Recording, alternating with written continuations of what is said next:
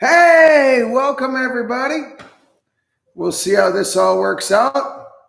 All right. And so we have a handful of our old friends here. Good to see you all. And yeah, and actually, one thing that's great with this group that's right here, right now. Again, I just wanted to say, Brother Mike there is looking at making it to Vietnam here in the near future, which will be exciting.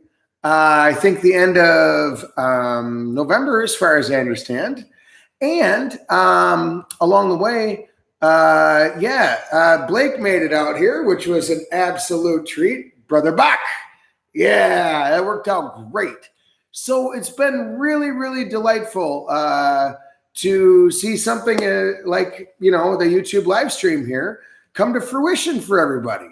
And, for a lot of people. So I just want to say, hey, it's a pleasure for me to meet all you ladies and gentlemen, not only online, but again, make it a very real thing while here. So actually, along the way, just wanted to say a quick shout out to Tim here. Tim Crowell looked me up and just dropped a line. He was in Hue anyway. Let's do it, man. So that ended up working out really, really well. I caught him for the last few days, including today. So shoot, something like this here in being online has, again, really come to fruition. So I'm really, really happy about all that. So, today, as you all know, we're just covering basically live Q&A. What that really comes down to is questions and answers from you guys. Now, it was a real pleasure, by the way, to focus on you all here. Talking with you, Mike. You and I ended up talking over the phone for a couple of hours, man. And that was such a pleasure. Such a pleasure. And yeah, throughout that whole mix, there was dozens of questions that popped up.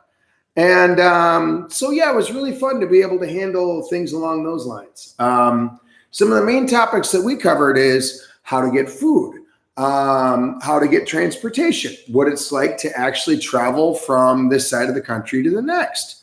So I think that those are really solid questions, especially specific, in this case, to you, Mike, how you are as a person and where you're coming from and so forth.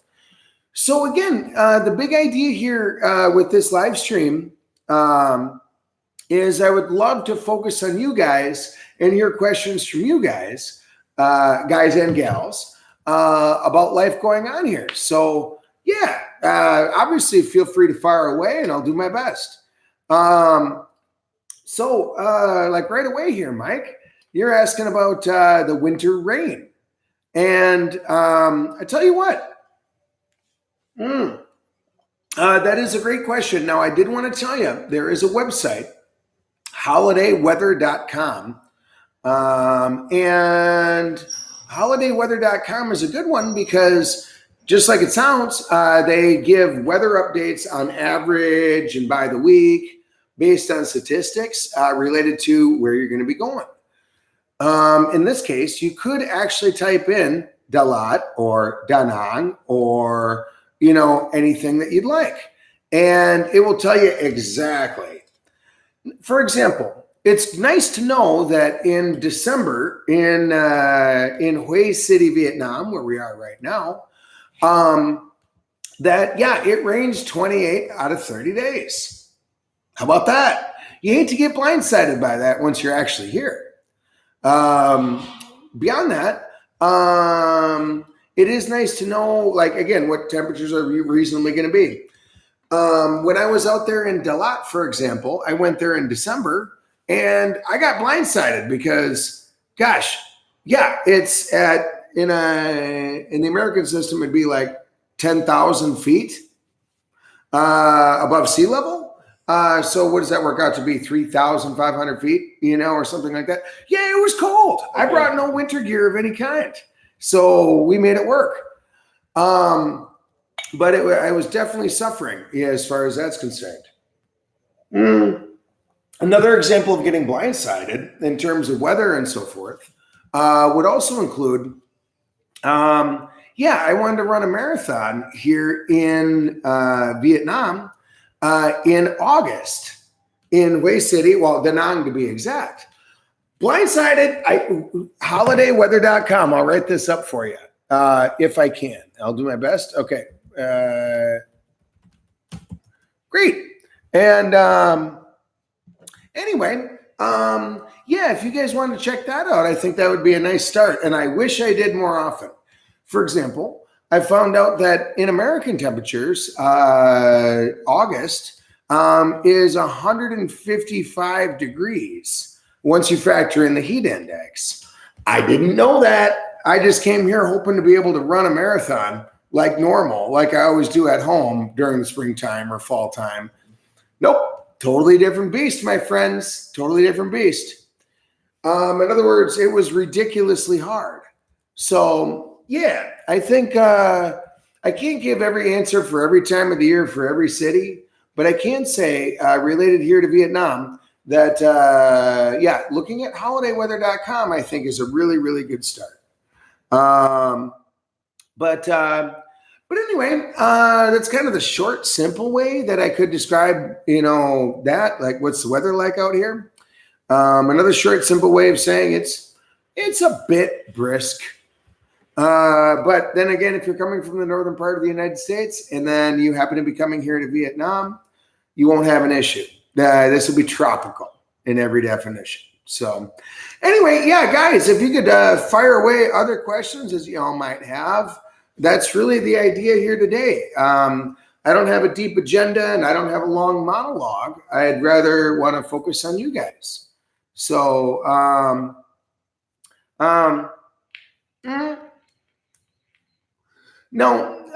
since we're talking tropical, and again, fire away all the questions that you've got. Since we're talking tropical, it is worth pointing out a couple of things. That tropical is awesome for a lot of good reasons and a lot of the obvious ones. The tropical beach, you don't need a heater, or you can live here all year round. Life is good. The length of days and nights, between winter and summer tend to be the same length. And so I think that's a nice aspect of it. Now, to be fair, because this world is really well suited for normal humans like us, it's also well suited for all kinds of insects, all kinds of mosquitoes. It's also well suited for a lot of tropical diseases. Let's just say it's pretty well suited for everybody and everything. So in that regard, I think that being in a tropical area is a very, very good thing. But there is a couple of secret downsides, again, due to like critters, diseases, or miscellaneous things like that. Maybe it's also the same as the double edge of the sword. Hey, come here to Vietnam and all food and beer and cigarettes are super cheap. Great thing. Awesome. The double edge of that sword is, well, you tend to eat a lot and drink a lot and perhaps smoke a lot, and a lot of people have a lot of free time here in Vietnam. Good thing. But it can get wasted and otherwise spent on watching Netflix and, or in my case, spending a lot of time at the bar, etc. So anyway, there's a lot of pros and cons, here to the mix. So let's see if you guys have any other questions going on here. I'll do my best. I'm going to go ahead and cover one of the questions that I did get on a Facebook forum that I think is relevant. He was wondering, basically, and I'm paraphrasing right here, how does it actually feel to be in Vietnam, and how did the disenchantment work, or enchantment or disenchantment work? And maybe this is something that we could both cover here. Okay, we're going that route. Sounds good, huh? Yeah. No, this is This is not working, so Facebook not working today. But hello, guys. All right. And you all might remember Brother Lubomir here, huh? So again, fire away any questions you want. But hey, you and I both got a great question on the Facebook group here. Basically, if I remember right, the question was, what does it feel like to live here long term?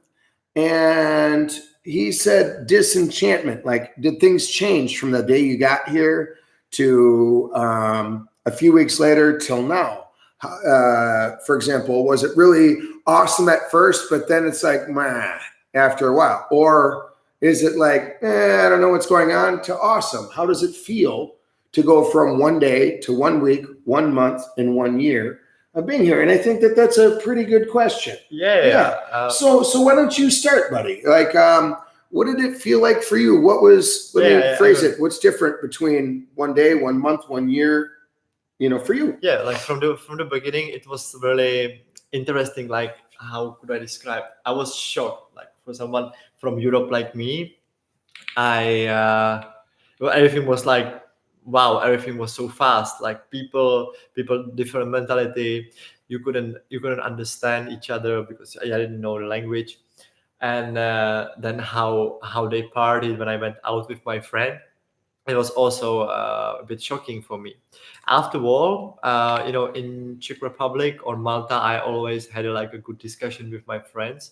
So from the beginning, I kind of missed my friends because it was a bit difficult from the beginning, right?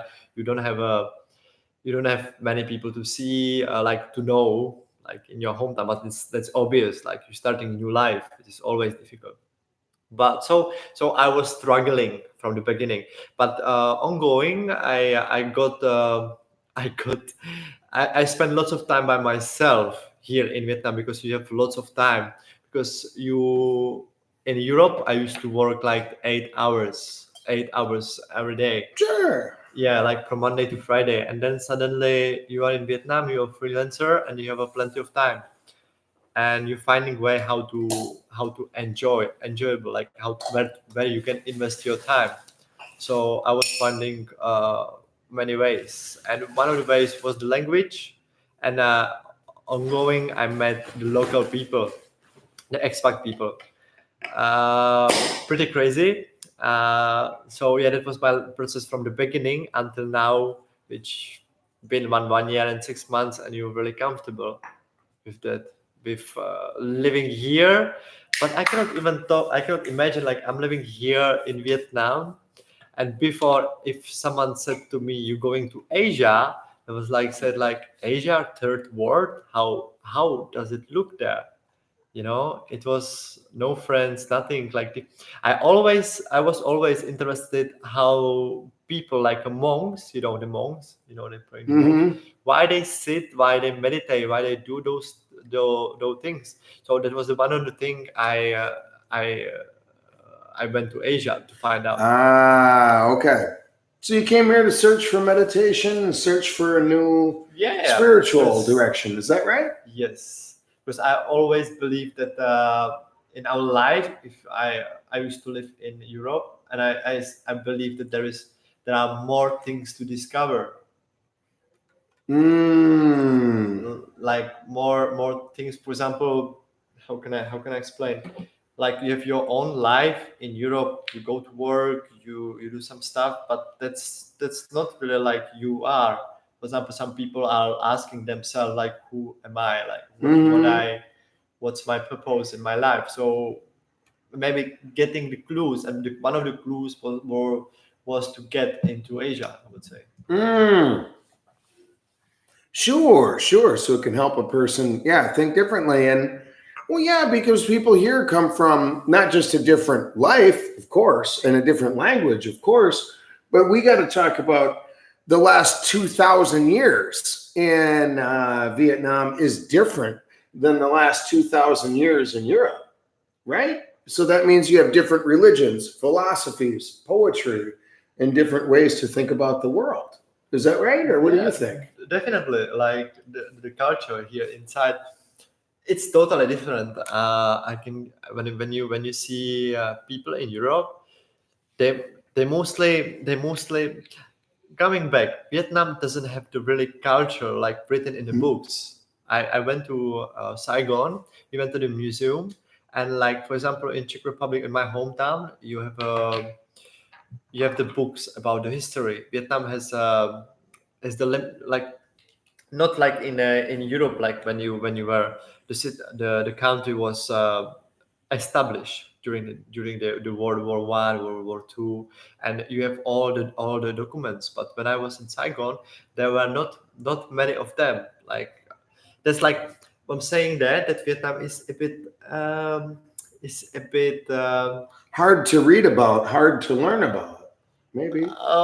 like Europe has more culture, more. I'm not saying that Vietnam doesn't have, but I mean like Vietnam, it's a bit from back on the back compared to Europe, other countries. Like we are ahead, like Europe, maybe, like with the Maybe. cultures, with the education, and with the many stuffs that compared to Vietnam. That's my opinion, and what I see how people behave. That was one of the things like I couldn't understand. Like you Hmm. become from the education background, and now you are in Vietnam, and there are many things like kind of missing which you've already learned before. Ah, okay, that might be true. That might be true. So that's yeah. Fair, fair. Now, to focus though, what is different between day one, well, 1 week or 1 day, 1 week, 1 month, and 1 year, and let alone 5 years? Here's what I could say. That it is overwhelming at first because things are so darn different. And but what I could say is this, picture or this example. If a person were to fly over the Amazon rainforest, for example, if you were to fly over in an airplane and you were to look down, about all you could say about it is that looks green. That's it. That's all you see. It's just green and some mountains. That's about it. You can't see any animals. You can't see any individual plants or any individual leaves or individual details about it. You just look down, that looks like a jungle. Right. When you come here to Vietnam the first time, you're like, that looks like Vietnamese. That looks like Vietnamese food and Vietnamese people. That sounds like Vietnamese. That's about all you have, but you can't, it's hard to meet the individual people, pick out the individual words, see the details about the individual dish. But I think, after maybe a week, you can start to see like, this dish is different from this dish. Maybe it switches from all Vietnamese people look alike. They don't, but they all look alike, to, I can see a difference between these people. Their voices sound different. Their style looks different. When I'm sitting around having soup, I can say, this soup at this street is different than the soup at that street. So in that regard, I could say that over time, you go from looking at the whole forest to seeing each of the individual trees separately. And I got to say, as time has gone on here in Vietnam, specifically 5 years, every day my eyes get opened again to the depth of the culture here. But to say it more specifically, I have new foods every day and every week. I go to new places every week. I drive on new roads, or bicycle in my case, on new roads every day. So I see new shops, new businesses, new people, new faces every day. And so what I've got to say is, it feels like on the first day, this is overwhelming. Maybe after the first week or month, I think I got it figured out. Maybe after a year, I feel like, okay, I know how life goes, what the language sounds like, and what's really going on here. But after about 4 or 5 years, I feel like, I have not even met 1% of the people that live in this city. I haven't even been to 1% of the restaurants here. I don't even know 1% of the history, the poetry, the details about the civilization here. So that's kind of been my transition, is one from being very basic to wow, wow, wow. And then here I am after 5 years, and even more so. I'm like, wow, all the better. So yeah, I feel infinitely fascinated, with this whole place. And so, like, have you found something was what's better than US? Like, I mean, like you said that you have been finding every day something new, right? What do you say? Thank you. So let's both take turns at this one, okay? And I'm going to write this for clarity.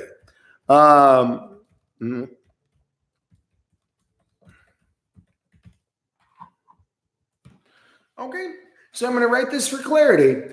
Some different things that we can learn from the Vietnamese. So this would be things that the Vietnam does better. And all I'm going to compare right here is my own experience, Vietnam to America. Things that Vietnam does better than America by a long shot. In fact, they do it so much better that, wow, why didn't we think of that? Okay. And let's start with some simple ones, and let's just pick some small ones. Number one, simple one, okay, I'm listening. Would be non, which is the big conical hat. And I'm sure you might have all seen that from either war footage or black and white photos or iconic pictures, paintings, you name it. Now, I bring that simple idea of a non, I bring that up because I once sat there with a gal, and I asked her, why do you wear that kind of a hat? And I asked her because I've never seen a single person in America ever wear one once, ever. But in Vietnam, 80-90% of people wear it all the time. So when we think about it that way, hey guys, yeah. When we think about it that way, I asked her, why would you do that? But she was kind of incredulous. She just is like, what do you mean? Like, when it rains, this works great. When it doesn't rain and it's sunny, this works great. When it's windy, I hold it up. So it helps. You're saying like people in Vietnam, whatever it happened and they don't care? I mean, because of the hat that they wear, the non. The conical hat. No. Yeah, we don't have that in America, but it's great. If it's not windy, it's great. If it is windy, it's great. Sunny, it's great. Rainy, it's great. And so this one simple hat, which can be created and bought for $1, is a game changer. All of a sudden, you can handle all kinds of different, weather from all kinds of different situations. And if I may, buddy, is this okay with you? Yeah. All righty. We'll get her sorted out in no time. But anyway, so I would say that's a very simple example of something that they have in Vietnam that we just don't have in America. But it makes all kinds of sense. Ahoy from my mom. Hello. Ciao. Oh, okay. Yeah. So one more thing I would love to mention that what I really see, the Vietnamese people, they have a really, really warm heart. Like, for example, they have a really warm heart that we should learn from. Like, they really stick as a family together. Like, I see like they share, they help each other, like how they the family, like the kid. What's the word when they have a kid and then raise the kid? The mother really spend lots of time with the kid, and the father mostly work. I don't know if you notice that, like if you have your friends, like the families, if you see differences when they how they raise the kids, if you see also differences compared to US family, or maybe it's the same. More things are the same than they are different, I think. I would say maybe the Vietnamese, emphasize politeness slightly more than we do in America. Probably. Sure. No, which is odd to say because it depends on the family and situation. in my own case, my parents emphasized politeness. So as a result, I always did my best to be the most upstanding and polite person that I could, but I was rewarded for such, and that was my upbringing. But I don't know how common that is with all families. But I would say I have a very good example. For example, when you drive a motorbike, and if you drive a motorbike or a car in Malta or Czech Republic, and you have you have somebody do something in front of you, something wrong, and they just stop each other, they look at each eyes, instead of saying like you are idiot or you fuck you or these kind of things, you say he smiles. Have it ever happened to you? Like when it's the accident, like the people really don't. Okay, so there are also some people who might argue to other people, like when you are Vietnamese. But if you are not Vietnamese, nobody have ever shouted on me in Vietnam. Like nobody ever said something bad in Vietnam here. Like if it happened to you. Surprisingly enough, actually, to go there for a moment, to your point, I was walking around Hanoi one time, and on a random street, I saw one guy hit another guy. And it was just an accident, I mean, uncontrolled, dark at night, small alleys, not a single angry word. One guy hit another guy, and you okay, sir? You okay? Yep. How's your bike looking? I'll make it. Does it still start? Huh? All right. Later. They both drove away. And I was like, wow, if that same accident were to occur in the United States, in New York City, it would not sound like that. No way. No way. It would be crazy. It would be absolutely crazy. Yeah. So maybe Czech Republic is more of a relaxed culture as far as that goes. Who knows? Yeah, in Czech Republic, I would say no. People are sometimes unfriendly. Like if you pass, of course, if you hit someone in a car, you always like get up, and then the first thing you do is shouting. Like people shout each other. But here in Vietnam, I haven't experienced this particular issue. Yeah, so I would say lack of road rage. Generally speaking, it's a very chill road place. There is a Hong Kong say something. Sure. And he was mentioning Kuang. Thank you, buddy. You were just mentioning you'll feel that way if you have your mind opened and you want to go out there and discover things in the city. If you go to Vietnam and stay in your room, you'll have a different opinion. That's right, Kuang. And thank you, buddy. Yeah, I think that's very true.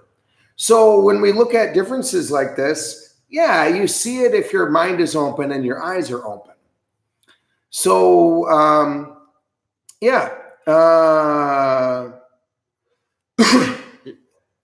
Any question here from Yoga World? Yeah, I have some people.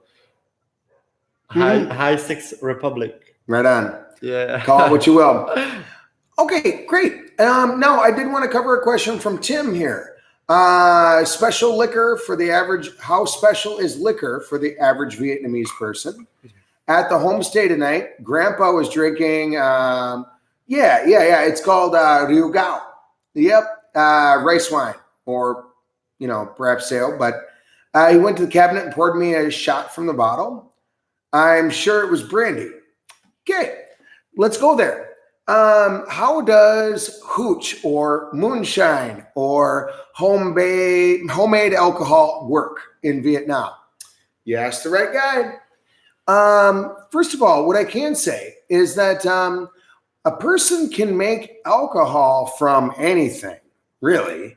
So to say that a different way, as long as you have sugars, you're good. You could make it with raspberries and fruit and you name it. Now, every culture has a little different culture or theory or practice or recipe about homemade alcohol. Now, in Vietnam, they call it Rượu Gạo, generally speaking, which means that it's made from rice, but it's made from the raw rice grain with the husk on it still. That means it's not white rice like you would normally think. Again, it's the raw rice that you would normally pick off the vine before opening it up and so forth. Okay. Yes, you are able to make alcohol from that. And did I miss something? No, you're doing good. You are able to make alcohol from that.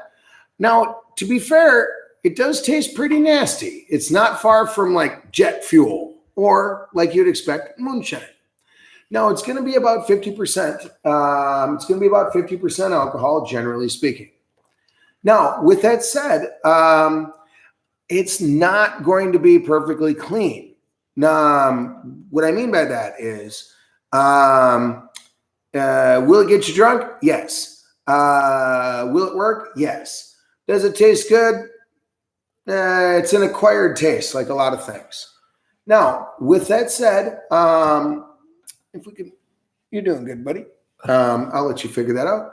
I was going to say, unfortunately, our methanol is the biggest issue that we're generally going to have. Now, what that also means is it is possible to go blind or die from Riugao, from the alcohol that we normally have here in Vietnam. So, as a matter of fact, my blind masseuse that I haven't had in my local neighborhood, when he was 12 years old, his uncles and father gave him some rice wine, some Riugao, and unfortunately, he drank that, passed out, woke up the next morning, blind. So you're talking about alcohol in Vietnam? Or? Yep, yeah, homemade alcohol. Yeah. No, he went blind. His first try, methanol. So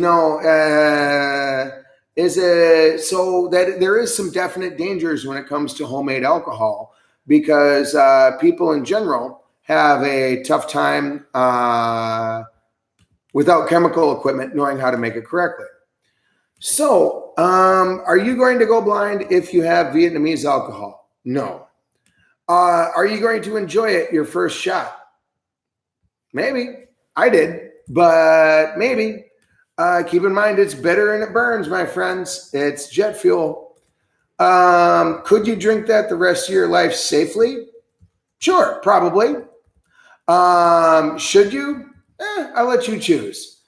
But in general, I think you'll find it to be a nice aspect of the culture and the people out here. And I think in general, you'll find it to be, just a fun aspect of meeting folks in the village, et cetera. So anyway, but like people, if people like alcohol, like if they like to drink, so there is no cheap alcohol. Or there is cheap alcohol. Oh heavens, yes, there is cheap alcohol. Yeah, because I don't personally drink alcohol, but like for example, what are the prices like if you want? Because I don't know, but if my friends they told me like if they drink like the bottle of rum or bottle of whiskey compared to Europe or compared to maybe US, there are big tax for the alcohol in Vietnam or not? Like sure. On that note, let's go there for a minute. And then again, if you guys have any guys and gals have any questions about details or anything, just fire away. But let me handle that. I think cost, it really what compared to what? Like if we compare it to Canada, for example, alcohol here in Vietnam is about a third of the price of Canada. What I mean is, if you were to take a bottle of Jose Cuervo Mexican-made tequila, exact same bottle from the exact same factory, you could buy that in Vietnam for the equivalent of about $12. In America, that would run you about $26. In Canada, that will run you in American dollars to keep USD, that will run you about $33. So anyway, I can say that Vietnam compared to America and Canada is actually cheaper. Now, I can't speak for Czech Republic. I can't speak for Europe. I don't know. I never really looked. But in general, it's about half the price, of what you'd pay in America. Now, a lot of folks in Vietnam, especially younger than 40 years old, usually prefer to buy it from the store. To give you another price point, a 1 liter bottle of men vodka, here in Vietnam, will run you about $5. Done. And you won't go blind. And it's actually pretty darn good, I gotta say. So, oh,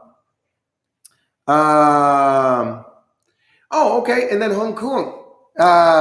I can give you some homemade alcohol. I have some here. My grandpa drank it his whole life, and he's 95. Was. Yeah, Okay. it can be done. It can be done. Okay, and then, red skin sucks. I think you're talking about the sports team. All right, perfect. Can you find soy milk in your city's cafes? What are the coffee options? Oh, okay. Let's go there. Real quick about the alcohol. I did want to say they do have import shops here in Vietnam, so you can pretty well buy whatever you'd want, including, Chivas Regal whiskey, if you would like, tequilas, every variety, including salsa and so forth. Top gold medal winners. Yeah. There's definitely an import market for alcohol. You can pretty much find whatever you want. I'll put it nice and simple that way. It's probably going to cost less in America. Boom. Okay. So thank you, by the way. Redskin sucks. So can you find soy milk in your city's cafes, and what are the coffee options? So what can you say about soy milk? They also have corn milk, walnut milk, peanut milk. It's difficult. No. For me, I would say like if you wanna go to like vegan, like if you wanna go to, I don't know, like coffee shops. Sometimes they have just milk, and if you go to the coffee shop and you're gonna ask like, I would like to get different milk, like không chua khác có chung chua khác. Is right? Yeah. And they sometimes they don't have it. Sometimes it's difficult. They understand me, and they always say yes, and then they bring it when with the milk. That happened to me. Yeah, I don't know what's your experience. Like maybe from the beginning. Now you don't have any problems. You bring your coffee, your milk. No, you said. Sure. Okay. First of all, I think to your point. First of all, in a standard coffee shop, okay, we'll just say standard, not specialty. A standard coffee shop on standard will have cafe shua, but normal shua would be condensed sweetened milk. Okay, and most places will have that only and nothing else. If you don't like that, you're not getting milk. Okay, so I think that would describe sweet, lots of sweet. Yeah, super sweet. I would agree. Yeah, it's like drinking sugar smooth, drinking ice cream. Yeah. Definitely. Now, for me personally, I love that. I love their sweetened condensed milk. More the better. I'll drink that straight. Okay. Now they do have shuatui, which would be your normal cow's milk you'd normally buy that looks exactly like this, and it says shuatui. Now, with that said, in terms of, let's say, soy milk and so forth, yes, there are places that do have it. Now, that's rare. I would say less than 10% of coffee shops in America, coffee shops in Vietnam will actually have soy milk going on, as far as I recall. To be more exact about it, the places that I normally go, meaning I don't go to Highlands Coffee. I don't go to the high-end joints. Highlands Coffee is like a Starbucks. Yeah. Thank you. Yeah. The normal street places I go, I've never seen soy milk once. Never once. Now, could it be bought? Yes. Could you find it? Sure. Can you find walnut milk? Yes. Peanut milk? Yes. This guy's that skin suits. He's Vietnamese, or who is he? The guy that asked you about. Who knows? Yeah, but okay. And then Kuang was pointing out, yeah, we have soy milk everywhere here. Some women bring it and sell it on the street, and the kids love it. Yes, you're right. You can find that separate. Now, Kuang from Hue City, you might agree that that at normal coffee shops, they won't have it. But yes, you can buy it if you're looking for it. Simple as that. So what's the main international person that Anyway, more to the point.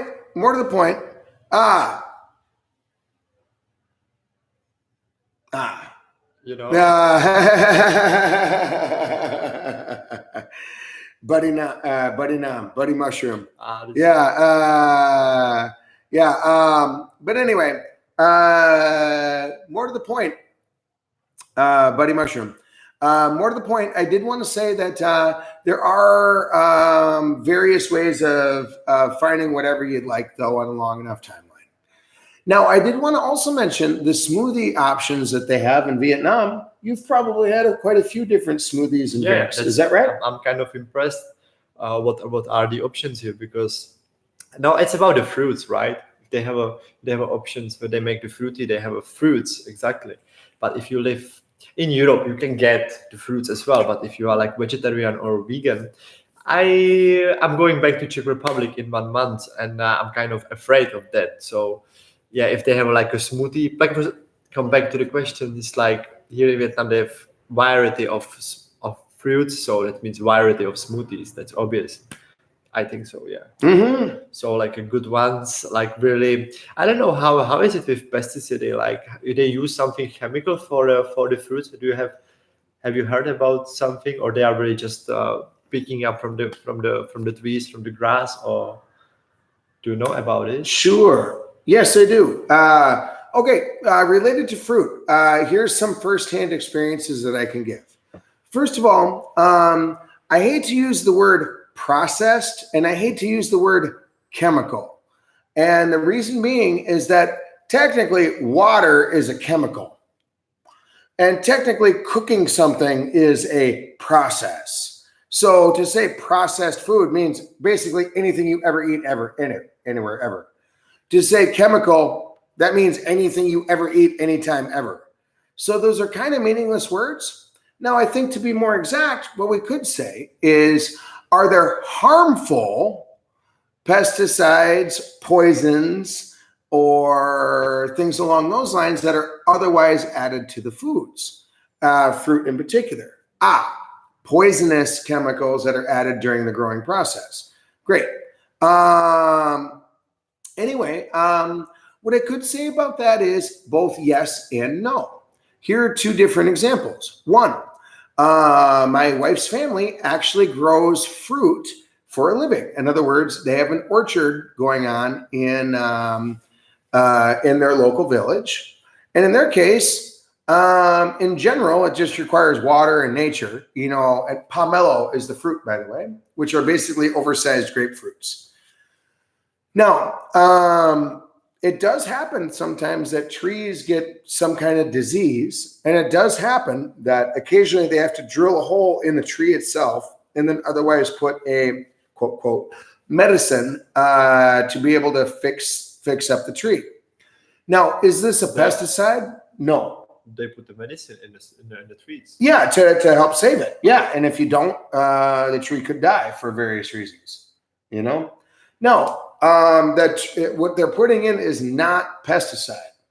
What they're putting in is, quote, medicine. That's just what they call it in Vietnamese. I don't actually know what it chemically is, but what I can say is that is the case. Now, do they spray all of their trees for like anti-microbe stuff? No. Antifungal? No. And insecticide? No. They don't have any chemicals, poisons along those lines, you know, that they put on it because they don't need to. That's the case in my wife's village. Now, that's not the case for all food under all circumstances. Specifically, if food is coming in from, especially from another country, imported from China, for example, is the common thing. It is quite common for foods to be artificially treated, air quote, or poisoned with pesticide in other countries.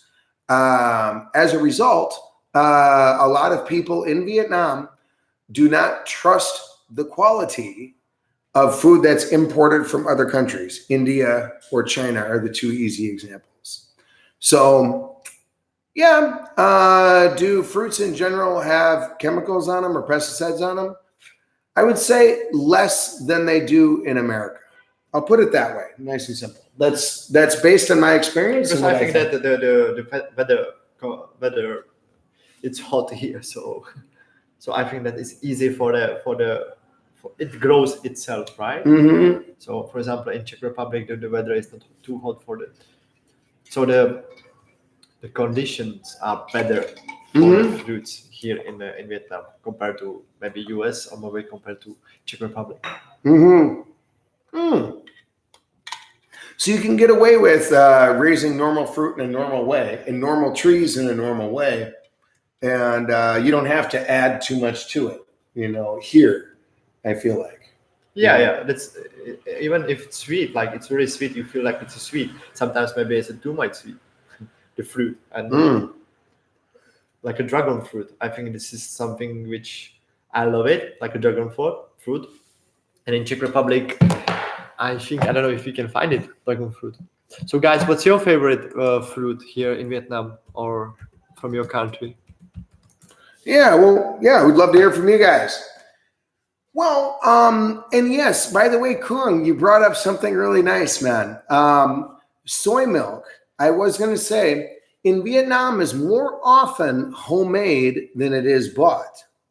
For example, right, in my former house when I lived in the Citadel, the woman next to my house had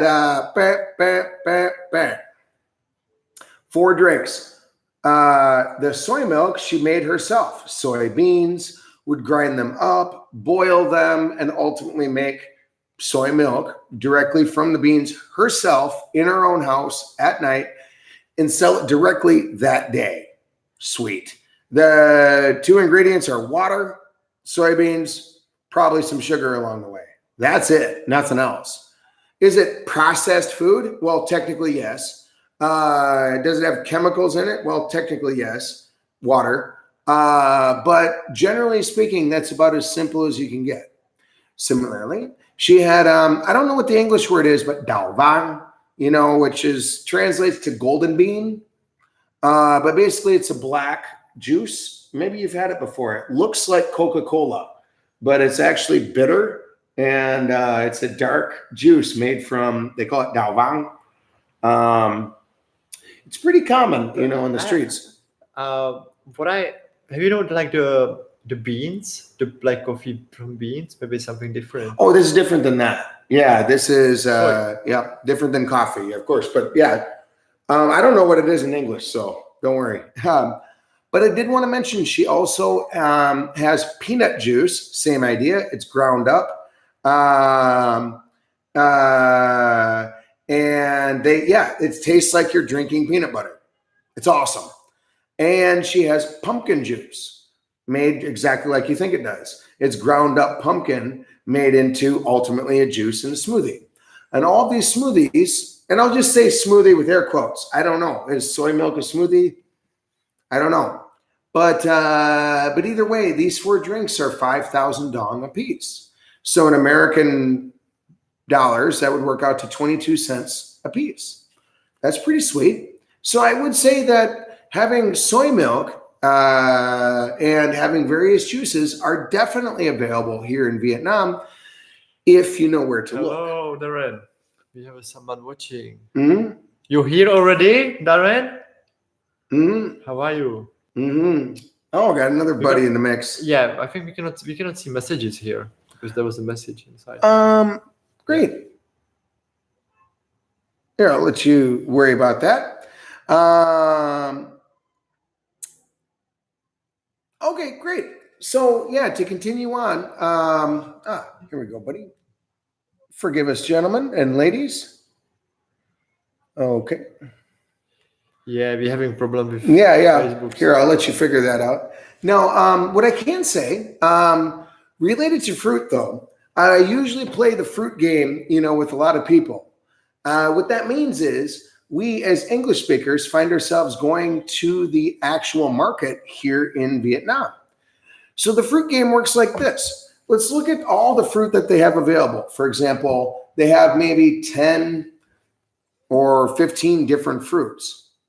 And maybe you know what I'm talking about here. Where first question I ask people, all right, all 15 fruits, tell me what the name of all of these 15 fruits are in English. In English, as an English speaker. What's that? What's that? What's that? What's that? I have never met a person that knows all 15 fruits first try in English. Never happened. Yeah, they have all the time. Yeah, even in Czech, like I don't even know in English, but even in Czech, like there are plenty. Every I would say. Yeah, fruit talk. Go ahead. Yeah, go ahead. So hello guys again. Yeah, I think it's this is very comfortable here because you always get, because I'm trying to not eat any sweet product, right? Like if you buy like a Snickers or I don't know, Snickers, what are another products you like to eat, like a sweet one? I stop eating it. And here in Vietnam you get the sweets all the time with the good fruit, like with very lots of sugar inside, but a good sugar. That's not bad. So yeah. Should I continue talking, or do you have any questions? Yeah, that's another thing I might miss in my country. You know, everything has refined sugar in it here. Yeah, good point there, Mushroom. Yeah. And Tim, there are so many new fruits here. I had something called bun bun. I think it looked like a small lime, but it tasted kind of like grapes, except probably twice as good. Right. And to be perfectly abundantly clear, there are a lot of fruits that we literally lack an English word to describe them. If you were to put it in Wikipedia, either you'll get, in some cases, a word you've never seen or heard of before, or you will get a scientific name, sarsaparilla sasquatchamalaka, or something crazy. Yep. Now, you might have been, hey, Rob Foley, good to see you, buddy. Oh, Rob Foley, you're in Hanoi. Good to see you, my friend. Sweet. You crossed the threshold. You're in Vietnam now, man. Couldn't be better. Glad to hear it. Welcome. So no, how you said like we discovering everything or anything every day. It's how you said like we're discovering the languages, we're discovering the places, different coffee restaurant, different fruits. It's crazy. And like so many people, it's like Vietnam is big. I don't know like in your, where are you from exactly? Where I came from? Oh, in the northern part of the United States. So Wisconsin in the United States. So yeah. What was the inhabitants in Wisconsin? It's hard to say, but it's pretty sparse, smaller towns in general. So like if you compare to Hue, yeah, there are cities the same size as Hue. For example, Madison, Milwaukee, Green Bay, Appleton, pardon me, Eau Claire. But where I was from, not really. Our town was about 1/5 the size of Hue City. But the fact is, though, talking about food and fruits and stuff like that, just due to our geography, we just can't have the variety of fruits and foods that they have here. And like compared to like a food or something, if there's something you missing from your hometown, what is it? Oh, great question. Great question. So, okay, let's think about it this way, folks. Okay, if I go to a family reunion in America, it's reasonable to have a cheese platter, where to have 15 different types of cheese, different texture, color, dry, wet, some are bitter, some are sour, some are blue, some can spread. With Utah is different, right? Compared to Wisconsin, Utah. Because some people told me in Utah they have also this kind of cheese. Oh, yeah. A lot of places in America have a lot of cheese. Now, I bring this up as an example because let's say there's 15 types of cheese. If I were to explain that in Vietnamese, we're just lacking words, and lacking experience. So I would say to Vietnamese people, oh, this is white-ish, yellowish cheese. This is whitish yellow cheese, and cheese, and cheese, and cheese, and cheese. There's just, the words don't really exist for a normal person here. And I say that because that's also true on the other side when you're here in Vietnam. In some cases, they have fruits or mushrooms that we just don't have in America at all. Even a botanist, even an expert on mushrooms would have no idea what it is. Even if you showed them a Wikipedia page and the scientific name and things like that, they would have no idea what it is.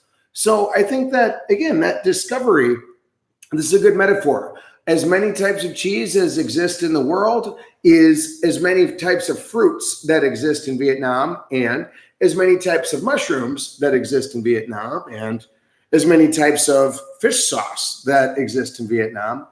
So cheese is a galaxy in America where I'm from. And again, fruits, mushrooms, fish sauce are a whole new galaxy, here in Vietnam. So yeah, I think that discovery of, let's say vegetarian foods, again, what they can do with mushrooms here. They don't just have soy and tofu and that's it. Oh, no. They have so many different things that they can do with, tofu. Here? Yeah, in Vietnam, I mean. Does that sound right to you? The thing is, like, my experience, maybe audience can help. Like, I don't usually eat tofu because I'm trying to do like beans or something like that. So I'm like a beginner. I've been like 1 year vegetarian, so I don't really exactly know if they have a special tofu, because I think tofu you can just sort of fry it on a pan and you can make it with, you can put like another sugar inside, because like it's common. I don't know if you notice, like if you go outside, everything is kind of sweet, like even the food. If they're cooking, they're putting some sugar in. Yeah, to a large degree, I think you're right. So I'm trying to like mostly cook, cook home, like not special, but like, yeah, I think it's better because because Vietnamese like to everything we would repeat ourselves. They like everything sweet. So it means like, even if you don't eat meat, they want to make the food, vegetarian food, to taste like a meat, and they will put whatever they have to make it as a meat. So then it's a contradiction. Like, maybe you can eat definitely the meat. I don't know if you have an experience like eating vegetarian food or vegan food in Vietnam. So I don't know. I'm going back to Czech Republic and I'm going to see like if there are different foods. So yeah, I don't know. Well, right on. Well, that's going to be something fun that we can explore together, buddy. Yeah. And hey, Rob, thanks for dipping in, buddy. Yeah, there's going to be a lot to say as the time goes on here, but I'll look forward to seeing you. Around here in Hue, if you're so inclined, my friend. Cheers, man. Okay, so what is the Vietnamese? There is an island coming. Hello to Ireland, huh? Ireland. What is the Vietnamese for leprechaun?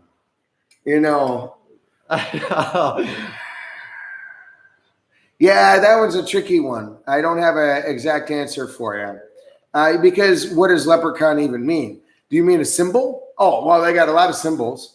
You mean something referring to good luck? Well, they got a lot of symbols for good luck. Do you mean a fantasy creature? Well, they got a lot of fantasy creatures. Do you mean a man going around wearing green with an Irish accent? Yeah, there's a lot of people here with Irish accent wearing green. But are you referring specifically exactly to the Irish concept of a leprechaun only exactly as you would define it? Then the answer is leprechaun. All right, done. Okay, Rob, you give a heads up at Beer 3. Thanks for running the show. Cheers again, Rob. Okay, great. So again, we've talked about food in the past, but speak in general. I can generally say that the food here is absolutely amazing. Have you been to Taiwan before? Oh, high five, Taiwan, like Taiwan, Chinese speaking, the Taipei city. Yeah. You said you lived there, no? Yeah, yeah, I thought, yeah. So what was the best thing from Taiwan you could tell? Ah, okay, yeah, let's go there. And actually, thank you for asking. Now I did want to say Taiwan has a lot to offer because Taiwan is also in Asia, also tropical, also has a lot of amazing fruit, foods, and different things along those lines. And they also have a very huge selection of food. So it's a galaxy. It's a galaxy. To say this differently, or compare it. In America, if I went to one restaurant in Wisconsin and I look at their menu, I will recognize everything on that menu. Now, if I were to go and drive 500 miles or 700 kilometers and take out the menu again, yeah, generally I would recognize everything on that menu. Maybe one different dish, maybe two. Okay. In Taiwan, that's not true. That means 100% of the dishes are all 100% different. Is really, and on top of that, they have high competition, and they have the night markets, the day markets. Like the night markets, for example, in Taiwan is what it sounds like, a market at night. Oh my gosh! But there will be like 400 different food vendors, and let's just say, especially in Taipei City, in the big areas. So as a result, they either A, have to do it better than all their neighbors, or B, they have to be different than all their neighbors. So there's a high competition there and a high variety, because if they're the only person selling one dish and they do it better than anybody else. And is there also competition in Vietnam? Like, what could you say about competition in Vietnam? Because I think they're in a lot of ways the same. What would you say?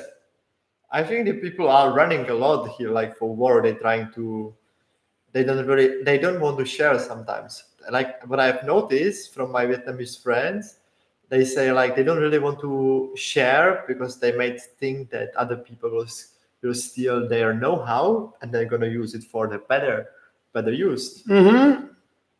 So yeah, that was like I was. I was saying like I think generally people think like that. If they share something, it's wrong. But I think opposite. I think when you're gonna share, I think it's better. And then you can work with another person. Like if you help each other, you understand? Mm-hmm. Yeah, and so Aiden was, forgive us jumping between screens. Yeah, Aiden was saying, yeah, great food in Taiwan. Right on. Hey, and Amanda Jo Oliver, great to see you. Yeah, and Aiden McQuaid, great to see you. Okay, great. And Bao Phuc, great to see you. Great. Now, and yeah, you're right. So now here's the cool part about it. And this is in general what I want to point out related to the food out here is that, okay, let's just take a simple dish like bun hen, yeah, it's served in hundreds of places. Oh, and by the way, Kuang, you talked about ban sao, and you also talked about pho. Let me jump to ban sao, for a moment. And by the way, ban sao, what that actually refers to is they are the tiny dishes. Okay, so they're really small, about yay big, and then usually you will get one whole big plate, and they'll have perhaps 20 of them, and then it's going to be very thin bit of rice, kind of like rice goo, if you will. And then on top of that, they'll have a pork crackling. So you write them like what's the name of the dish? Oh, sure. Yeah. Thank you, by the way. That's a good idea. With guys, when we were in Thailand, we went to KFC and McDonald's. Like I don't know if you what do you think about KFC and McDonald's? Like you go to eat to KFC and McDonald's? Oh, I'll get to that in a moment. Yeah. And yes, I have is a short answer. And I don't like it anymore. There's the short answer. I just wanted to say real quick, and thank you, we'll go there. But yeah, related to banseo. Look, this has been around for like 500 years or 1,000 years or maybe 2,000 years in Vietnam. Now, there's a lot of people around the area that have banseo. So a lot of times you sit and each individual plate is one single bite.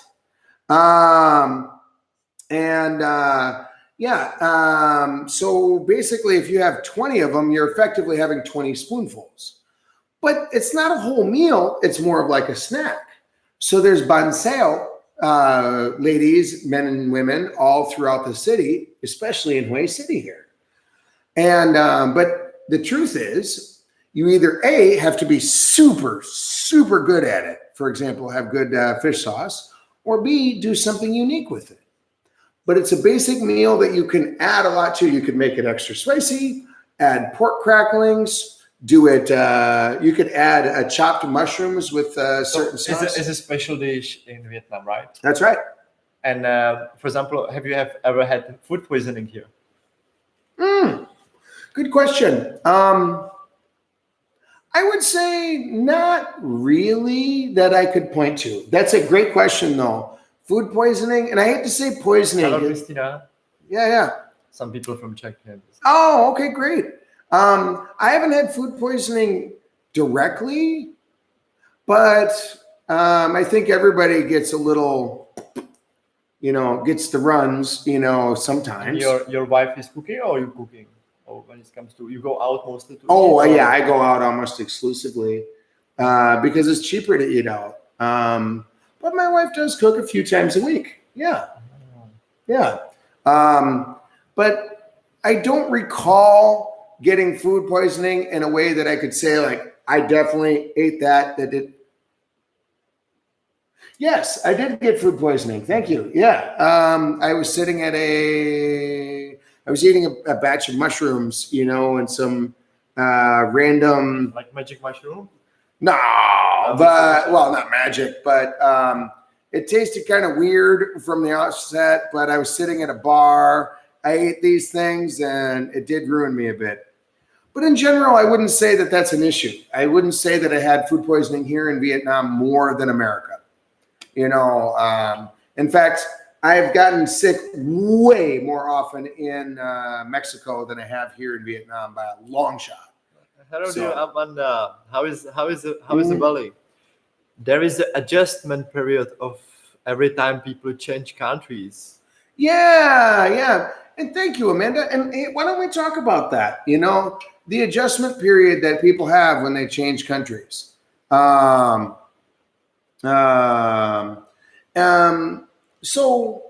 yeah, what can you say? Is there and we're not talking about mind adjustment. We're not talking about culture adjustment. Mm-hmm. We're not talking about language adjustment, stuff like that. We're talking about your physical body. So what's happening if I change country? Yeah. And I have some opinions, but you go first. What are the difficulties? It's humid here. It's so much humid. Like, I don't know if you notice. Oh, not anymore, but yeah. Okay, so what's an example? What's hard for you when you switch from Czech Republic to Vietnam, for example? When you come here, do you get sick or do you feel uncomfortable or what happens? Oh, here's the question, like sick. Yeah, I think it's difficulties for organism. I would say it is a difficulty for organism. And even what maybe it's different. Like today I was driving motorbike and there was so much pollution. And like inside, so many motorbikes has a fog, which is, I think it makes me like really... smog, pollution, smoke. Yeah. Yep. In Ho Chi Minh for a couple of days, I rode to Bali, only had food poisoning once in 4 years, and that was in Cambodia. So Amanda, you've gotten pretty lucky then from the sounds of it. Yeah. Well, here, that's great. No, and Peter, you brought up this idea of enzymes, and this might sound like kind of an odd thing to mention, but let's think about it this way. If a guy sits around and eats cheese and meat all day long, every day for 5 years, and then all of a sudden sits down and eats like 2 kilos of vegetables. What's going to happen next? Think about it. Bang. It's going to be rough. You're going to get the runs ultimately. You're going to be a regular person. That's for sure. Now, given that, your body isn't set up with the correct enzymes in order to be able to, adjust, adapt, digest, vegetables in that quantity, for sure. So, and Amanda is saying something. Mhm. Can you read it loud? Sure. What do you think would be good? Be able to do that? Oh, look at you, buddy. You're doing a great job. Okay. So the same issue happens if you're going from vegetarian and then all of a sudden sit down one day and try to put down a 32-ounce steak, which, a 1 kilo steak yourself. It'll get a little bit out of hand. Hello, Jakub from Czech Republic. Hello. I was referring to your intention adjustmenting to new countries, germs, spices, germs. What's the germs? Germs. Yeah. Yep. So anyway, yes, your body's enzymes and their ability to digest different types of meals is a very big deal. And I would say that takes about a month to get used to for most people, most of the time. Now, when it comes to new germs, it does happen quite a bit where, let me say this thing this different way. Let me take a deep breath. I run across a lot of people who say, hey, you're about to go to Vietnam, so you better injection also. Oh yeah, what can you say about injections? Like my friends, they asking me you need to get different types of injection to enter any country in Asia. But I've been traveling to India, to Hong Kong, whatever, Japan. But I think I don't have any more the injection, and I feel okay. They say that maybe you fly in a plane and there is someone infected, and you can also get it, whatever, malaria or what are the options. So I think I haven't done that. So I'm really maybe lucky. Mm-hmm. Right. Okay, let's go there. It's dengue fever, yellow fever, malaria, and hepatitis. I believe there's A, B, maybe a C or D in there. Yeah, those are your main ones. Because once again, despite living in a tropical country, it's very comfortable for humans to live there, but it's also comfortable for diseases to live there. So that's definitely an issue. Ahoy. Yeah. Yeah, you know how to say hello to Czech? Oh, how do we say it? Ahoy. Oh, I like that already. In Czech, ahoy. Ahoy in US? No, I'm just kidding. Ahoy, I can dig that. Yeah. I thought Czech was a hard language. Ahoy. All right, that'll work. So next, I did hear from a lot of people where they will say on Reddit, Facebook, or otherwise, be careful when you go to Vietnam. I think you might get sick. I think it's just people are scared. They have a fear of going to Asia. If I didn't even think about this kind of disease before I had gone to Asia, I was I just going. That's simple as it is. But my mom was asking me yeah, you need to get that, you need to be careful of that. And the media are also involved a lot. They're telling you it happened something there is a typhoon coming. So I think, I think Amanda said something adapting, there are differences. There are a bit differences from the beginning. For example, many backpackers, they're coming and I can hear, I had a stomach ache, stomach problems. But I think those stuff's coming from nervosity, stress. Yeah, that could be. Maybe new environment. When you see when you cannot understand, sometimes you get also. But how did it feel when you were first day in Vietnam? What was your expression? How did you? Well, okay, and that means a lot. But first of all, I guess I enjoyed every second of it. Now, I've been traveling to a lot of countries for a lot of years. So I was ready for the differences. So I wasn't as surprised as normal people. I was also expecting to get sick. Now, I want to be very clear about this. We could call this quote, quote, travel sickness. Okay. And again, a lot of people online, Facebook, Reddit, here and there, helpful forums are going to say something like, hey, you ought to really be careful. Can I share your beer with me? Yeah, Okay. yeah. You want some ice or no? No, it's okay. It's okay. That's the spirit. But the truth is, they will say, be careful. But the truth is, you can't. You can't. Once you acknowledge germs are everywhere, every single thing you touch, every door handle, every wall, every piece of metal, every piece of ground, every chopstick you hold, every bowl you touch, every cup you drink from, and every breath of air you take includes trillions of germs. So you have to acknowledge that. To try to avoid germs is effectively impossible. No, but maybe like, for example, I live in a very clean environment. For my case, I have a nice house in Vietnam. I go to a nice restaurant. To be honest, I don't really support small Vietnamese like maybe you are, because I have a different food like vegetarian, vegan. So everything is clean, everything clean and nice. So I don't have a problem of coming. Coming here. Is that right? Like no, like being very safe here. Sure. We have 7 viewers. That's Yeah. not bad. Yeah, it's not bad. So you didn't have a big issue here. So I think that's a really good thing. No. From the beginning, like I had one food poisoning, and I spent like it was kind of difficult because when you are in different country, and you don't have maybe friends and families from the beginning.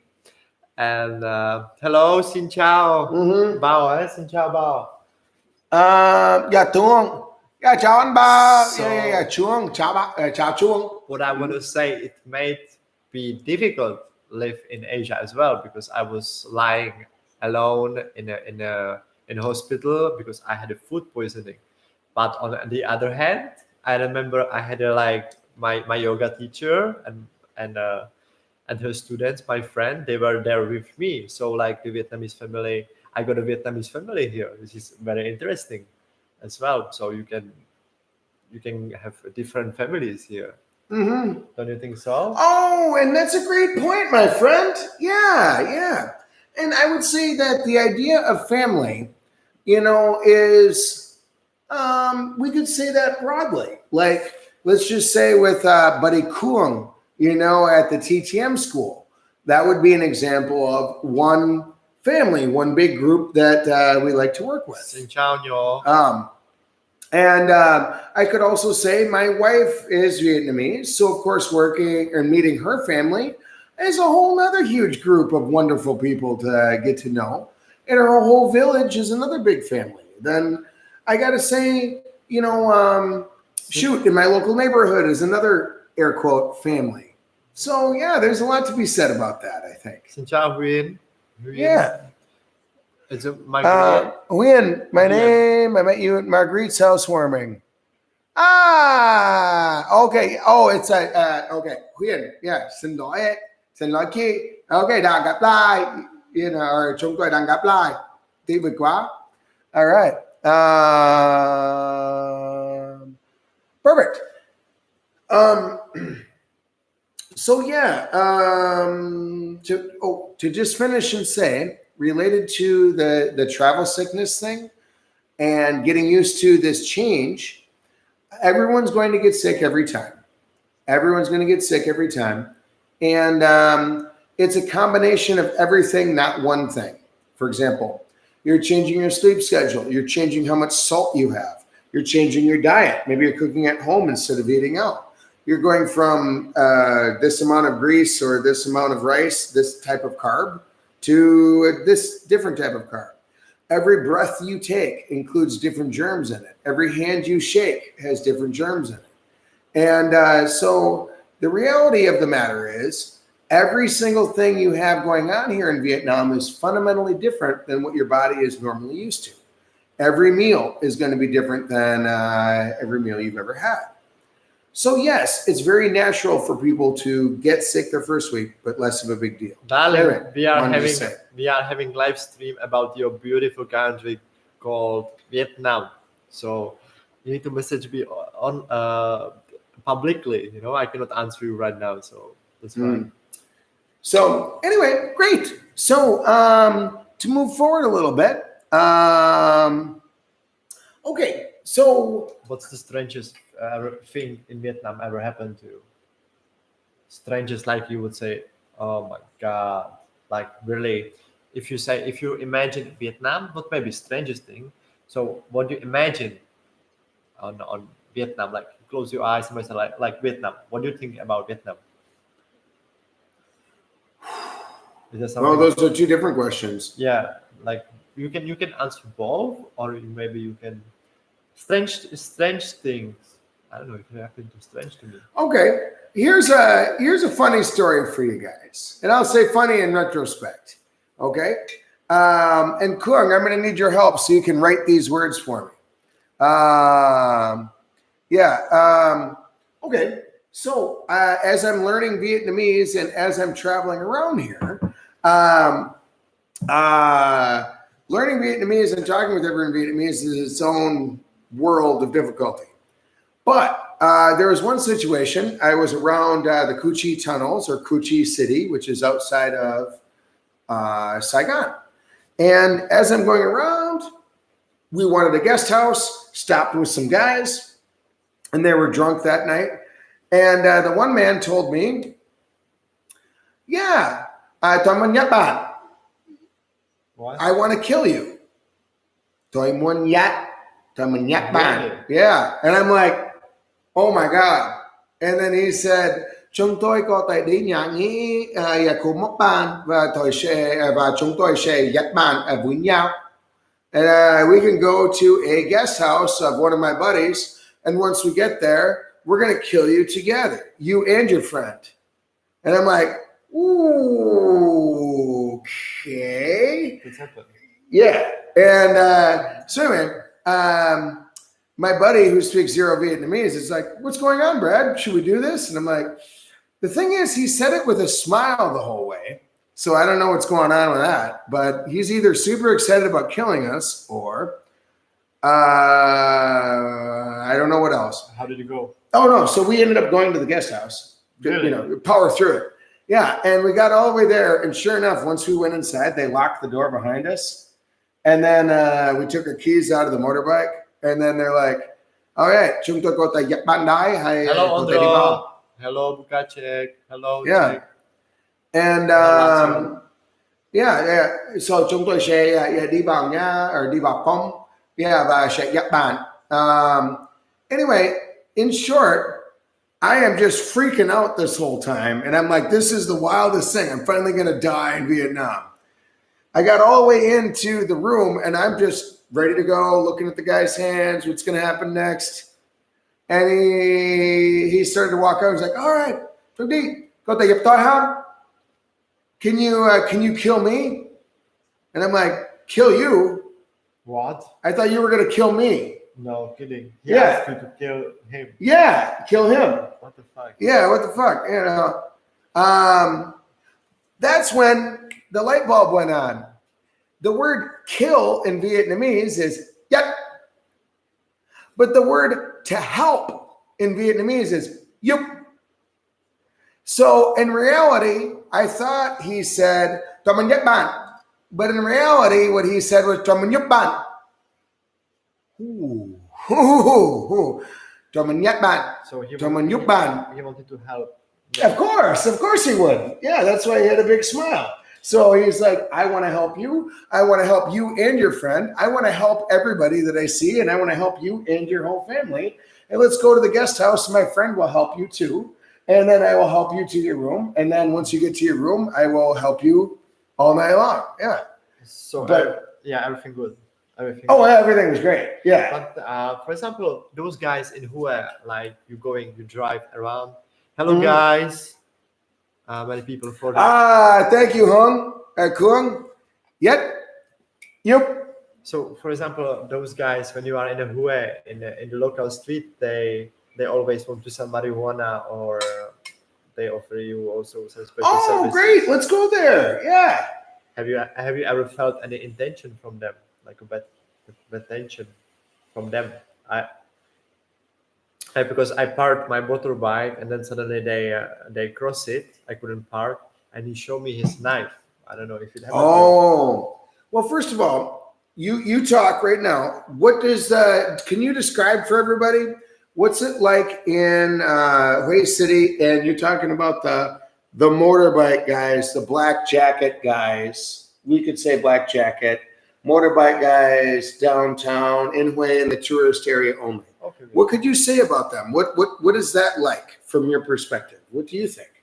No, like I think if you go to any countries, oh my God, so many people, huh? Give us some likes, and shares.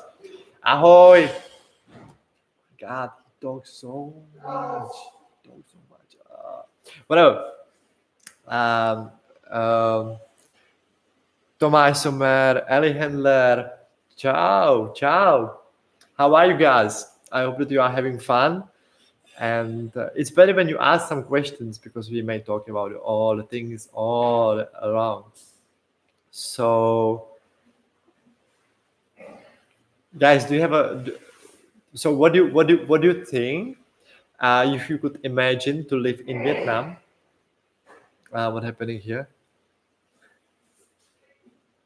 Watching now, we get 10 likes. So yeah, back to whoever what he said. There were questions like whenever you go any cities, there are always people like, for example, backpackers. If you are a tourist, they try to sell you whatever, especially boom boom service. Yeah. So if you are lonely, you might get the boom boom service, which is like a prostitution, of course. Just saying.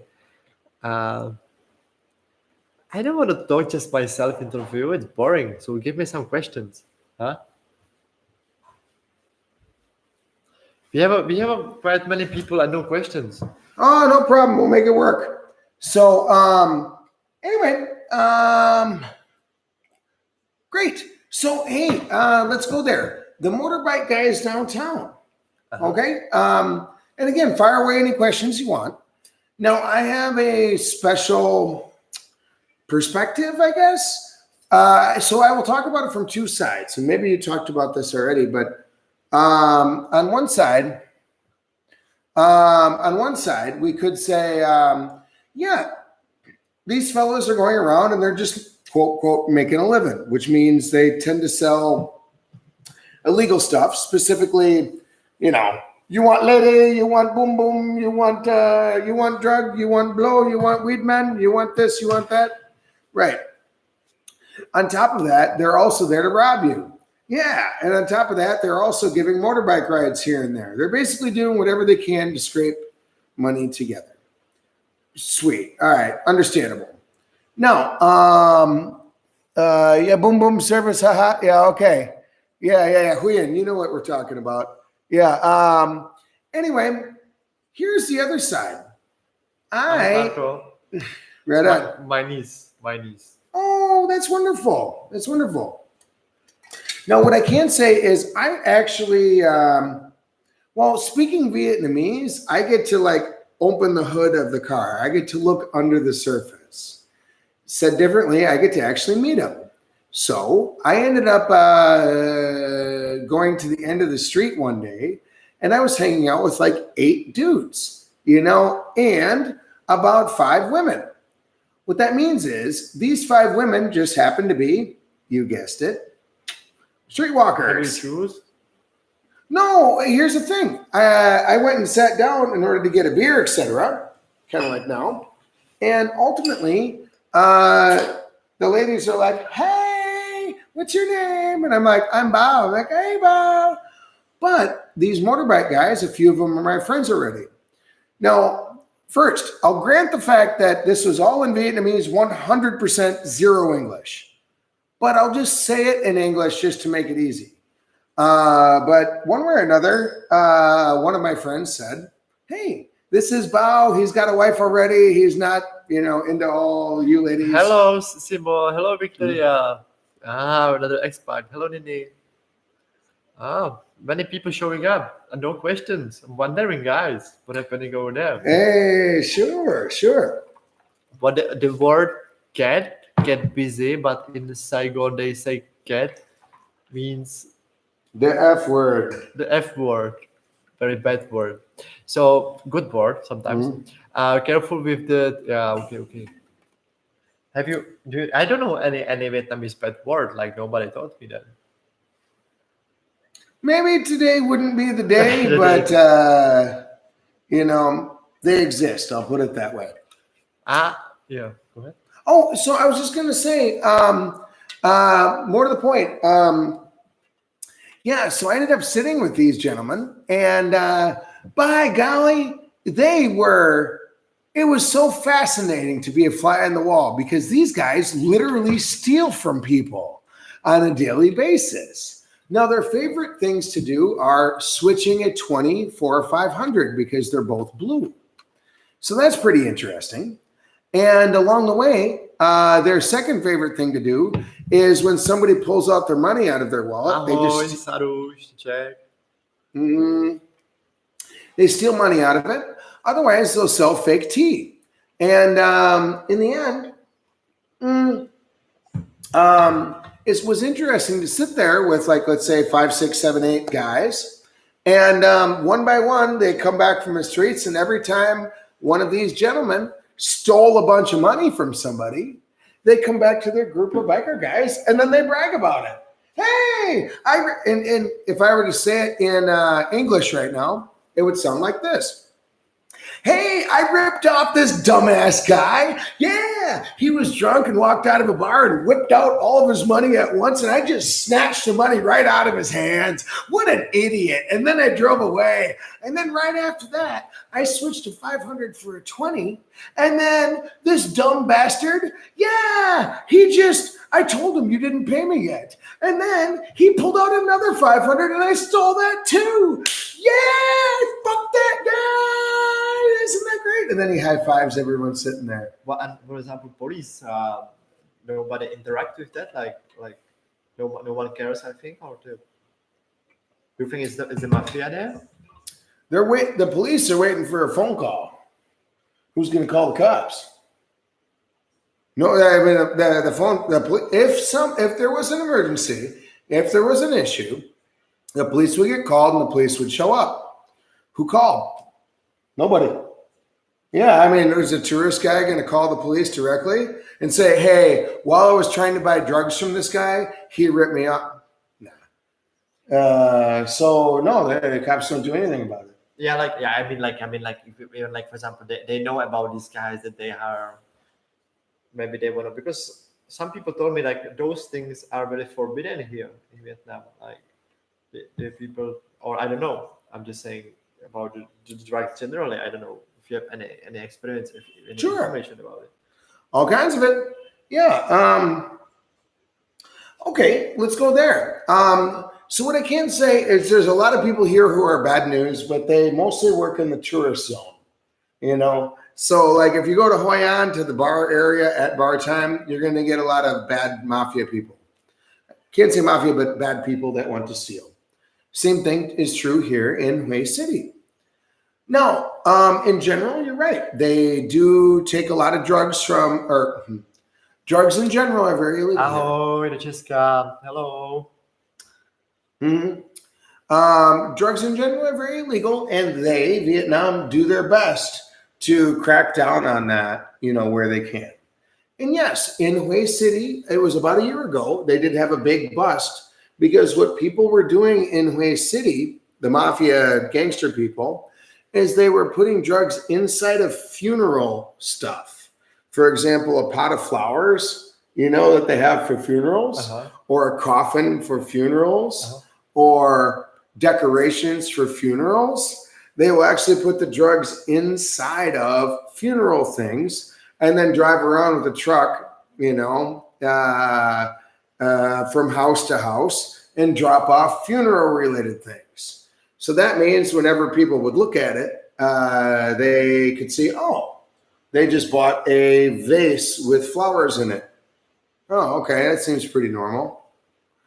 But the problem is in Vietnam, but for example, in Czech Republic, they found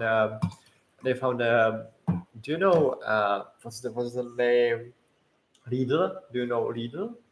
Lidl. But it's like one German supermarket, and they found cocaine in the bananas in the box of bananas. No kidding. Yeah, that's how how they work in Czech Republic. So, but it's kind of interesting that they're using the, how do you call it, for the dead people, coffin. So they use it for the drugs here. Okay, it's pretty interesting. It worked for a few years. Now it doesn't work anymore. Oh no. The police had a major bust, and oh yeah, they took down like 20 people at the same time. Oh, Really? yeah. So Oh, yeah. it's like they really look after that. They are really, Here's the thing: if Vietnamese people are very public, and Vietnamese people are really smart, and Vietnamese people are very careful, and most importantly, Vietnamese people are standing outside. Vietnamese people are playing outside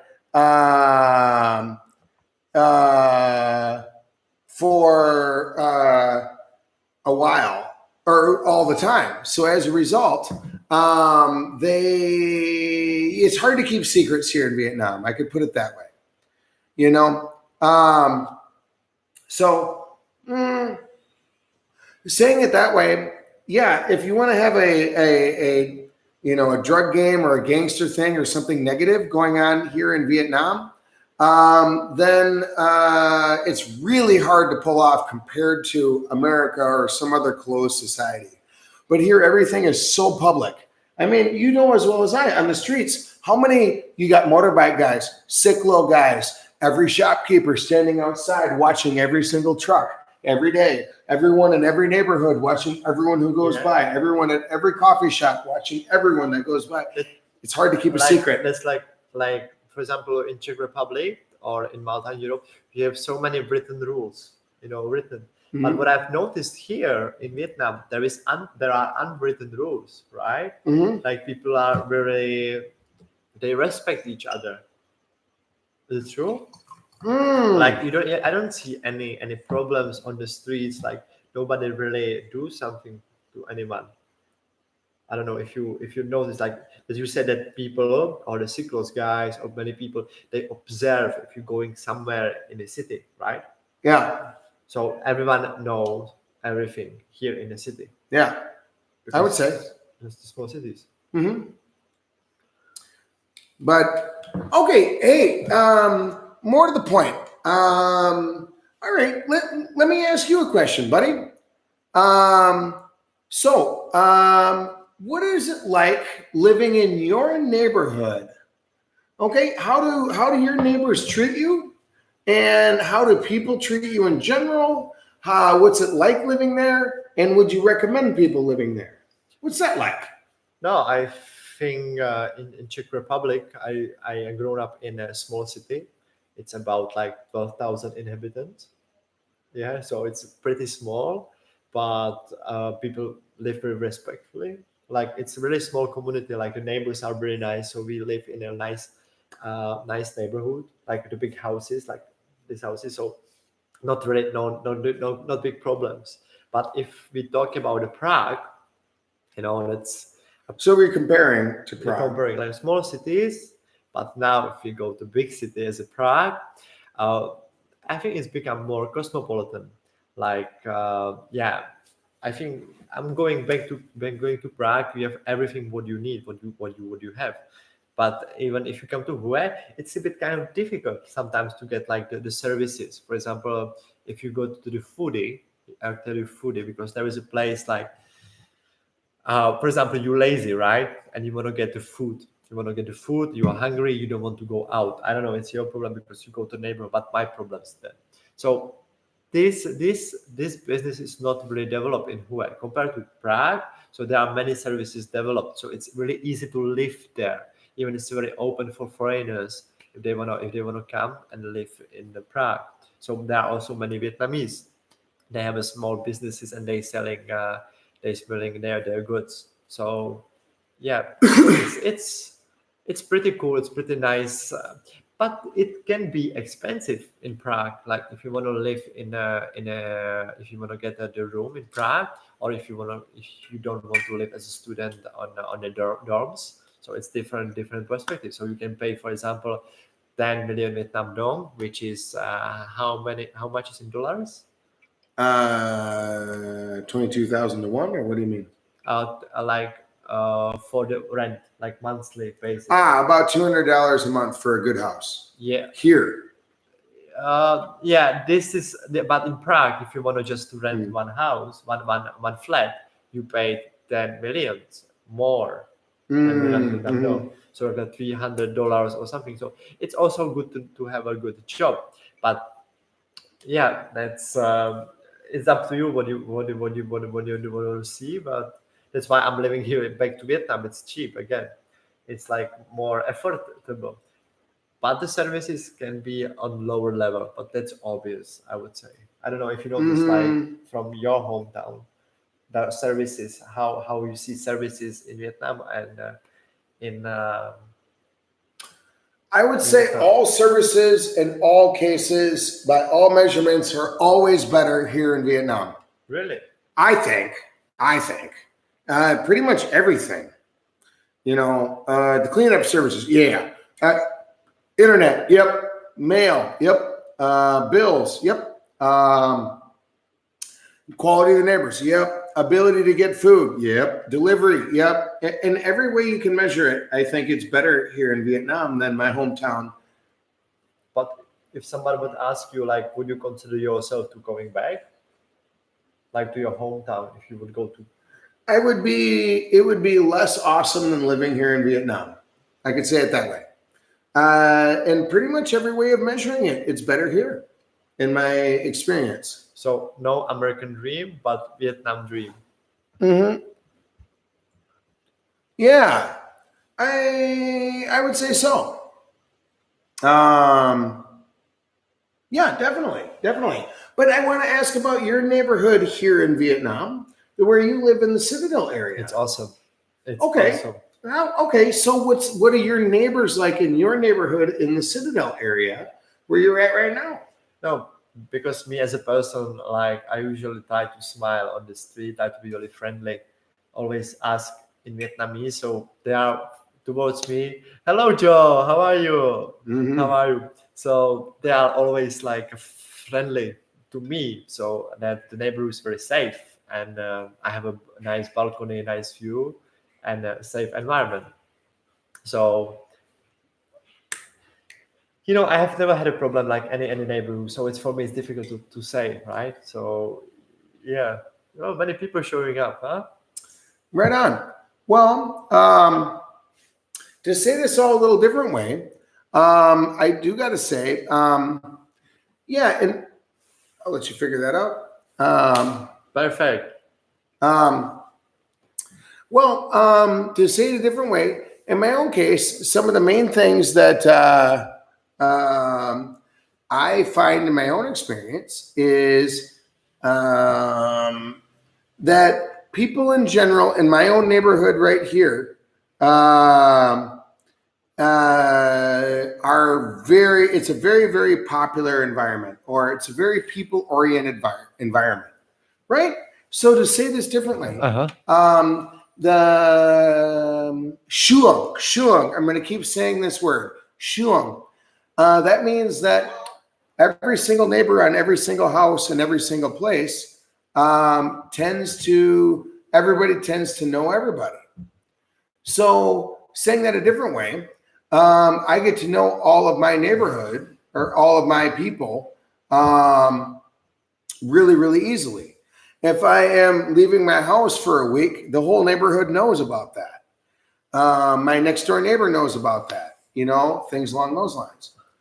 But I do got to say, moving into a Vietnamese neighborhood here is actually a very, very positive experience.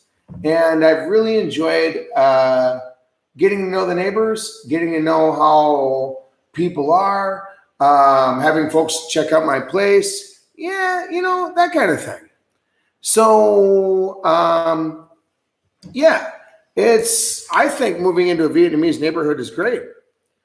Now, I did want to also say, coming into my neighborhood, and this is also true for all of you guys, including, let's say Mike, including in the future Tim, and including Rob Foley there, and yes, it's even true for you, Kuang.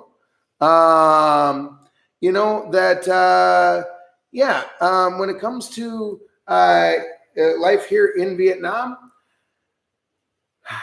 as white guys, the world looks at us differently. The world looks at us differently. And I would say that there's a magnifying glass on us. Or let me just talk about myself, because that's the only firsthand experience I have.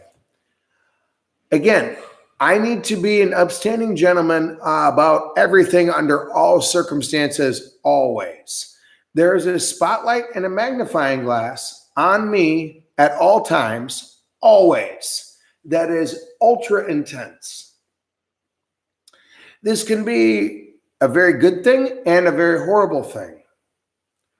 So, for example, if I, on a positive side, if I go around and I bring 10 of the school children or the young children out on my tandem bike and I take all the kids for a ride, oh my God, yeah, chú Bảo đã đi với chúng tôi, yeah, và yeah, chú Bảo là một đàn ông thật bùng quá, yeah, và nghĩ mà cái xe đạp đó bị quá và đã đi với chú Bảo, yeah, lại tấn hiền quá, yeah, is what it sounds like, which means, oh, Uncle Bao is such a nice guy. Oh, it was so great to go on his bike with him. Yeah, and we've got a lot of good things, So I've got to be really particular about being nice with people and doing the right thing. So on the contrast, if I were to do anything wrong, anytime, anywhere with anybody, the entire neighborhood would immediately know exactly what's happening. So word travels fast. It travels ridiculously fast, here in Vietnam in particular. To use another example, I took my bicycle to Da Nang. The entire neighborhood knew about that by the time I came back. Under a different circumstance, I'm trying to think of something I did wrong. Not much. But if I go to a local wedding, 100% of all neighbors know that I went to that wedding. There's a magnifying glass at all times. So coming to my new neighborhood right here, what I can say is it took about 24 hours. Just us moving in, just one or two people. I went around and said hi to all the neighbors. It took about 24 hours before the cops showed up. Hey, I understand you're a new person who just moved into this neighborhood. You have to register with the government. You have to get this done. Everybody knows who you are already. Yep. Word travels fast out here in Vietnam, especially if you're the only foreigner in the neighborhood. So given that, I haven't really had any super negative experiences with people, out here. Have you had any negative experiences with Vietnamese people in your neighborhood? Or would you say it's all positive? No, I had a just small argue because I rented a bike and then suddenly it broke and I have to pay for it, but suddenly she said that it was my mistake, that I was driving bad. I was using the drives didn't go well, let's say. So we a bit argue, but I said like, okay, no problem, I'm gonna pay it in order to solve all the issues. It's not my country, so I need to be nice to them. Is it true? Don't you think so? So like if I want to stand up, if I want to go to say something towards someone, you are in this their culture, so it's not really difficult to say your own things because we people are different. Different, for example, me myself. So if you are in a different country, you need to also behave differently. and the law which you had learned doesn't maybe work here in Vietnam. Don't you think so, guys? Yeah. So we have 9 viewers, 10. So who is behind and who is watching us? We have 10 more minutes, and I would like to know some. I would like to hear some special questions. Do you have any?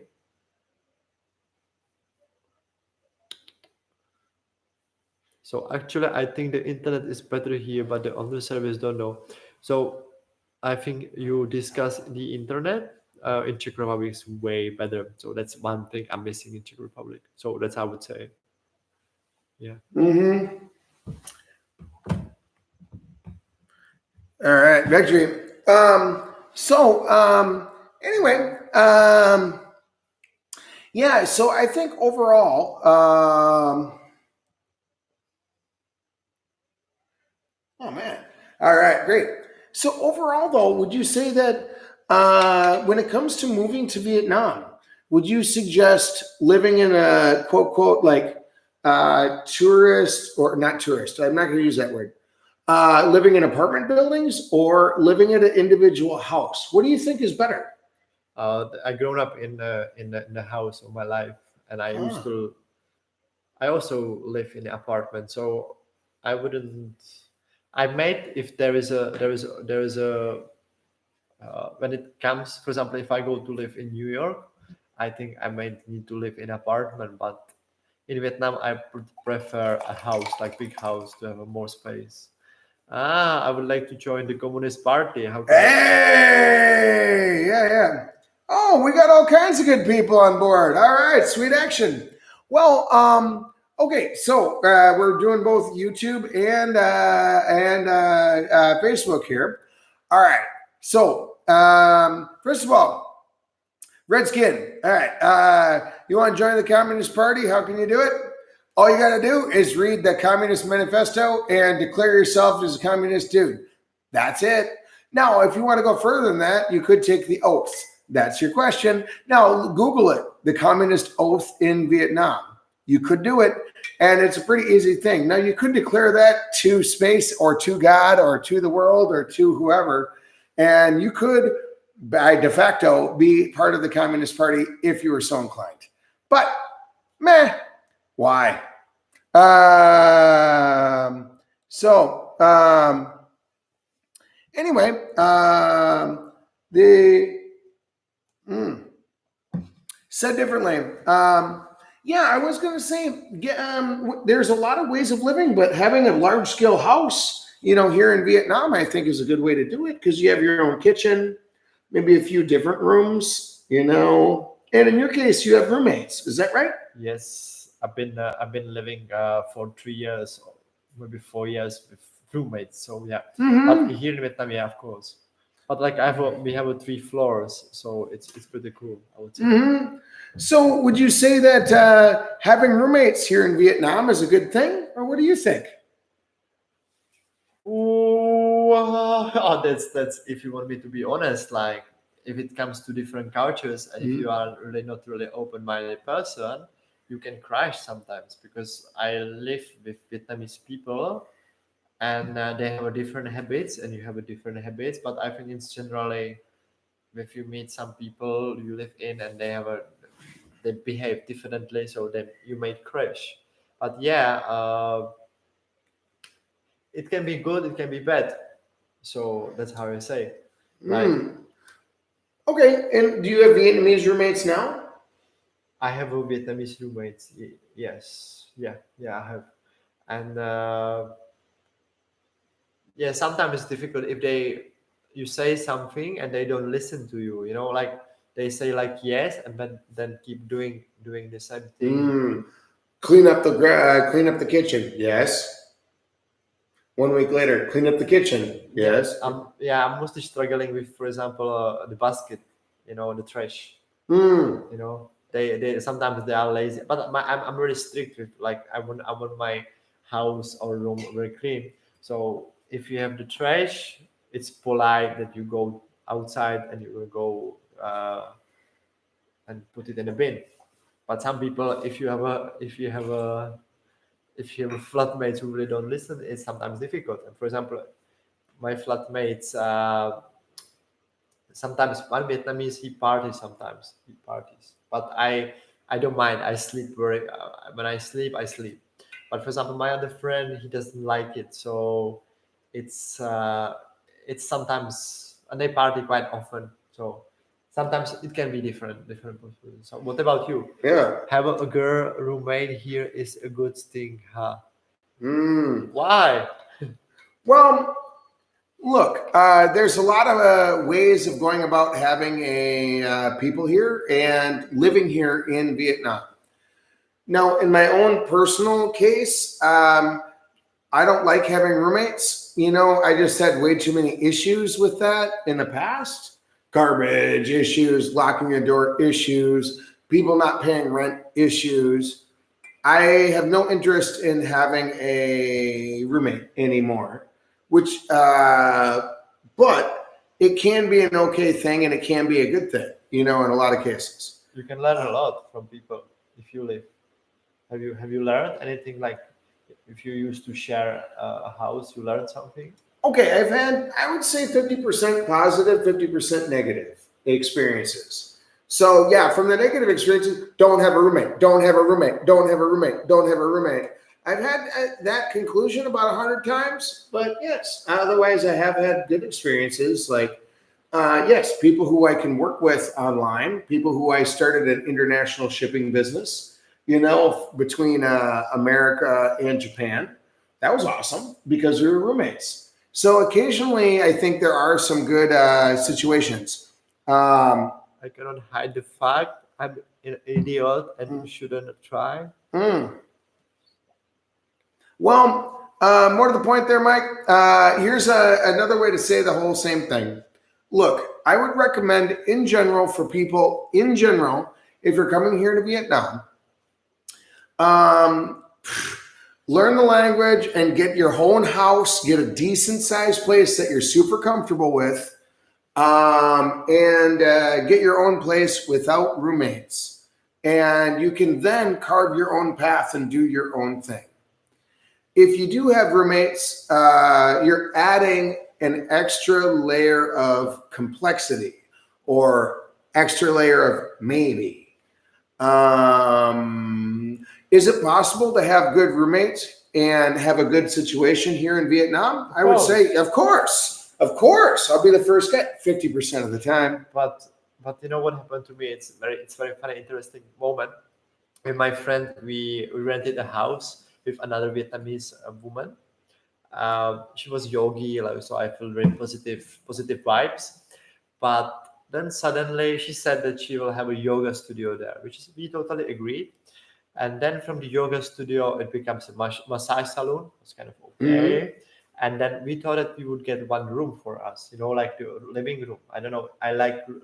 Oh, like a shared living room, common area. Yes, but from that we couldn't get it. We just rent one room. So she rented the whole house for her entertainment, for her business.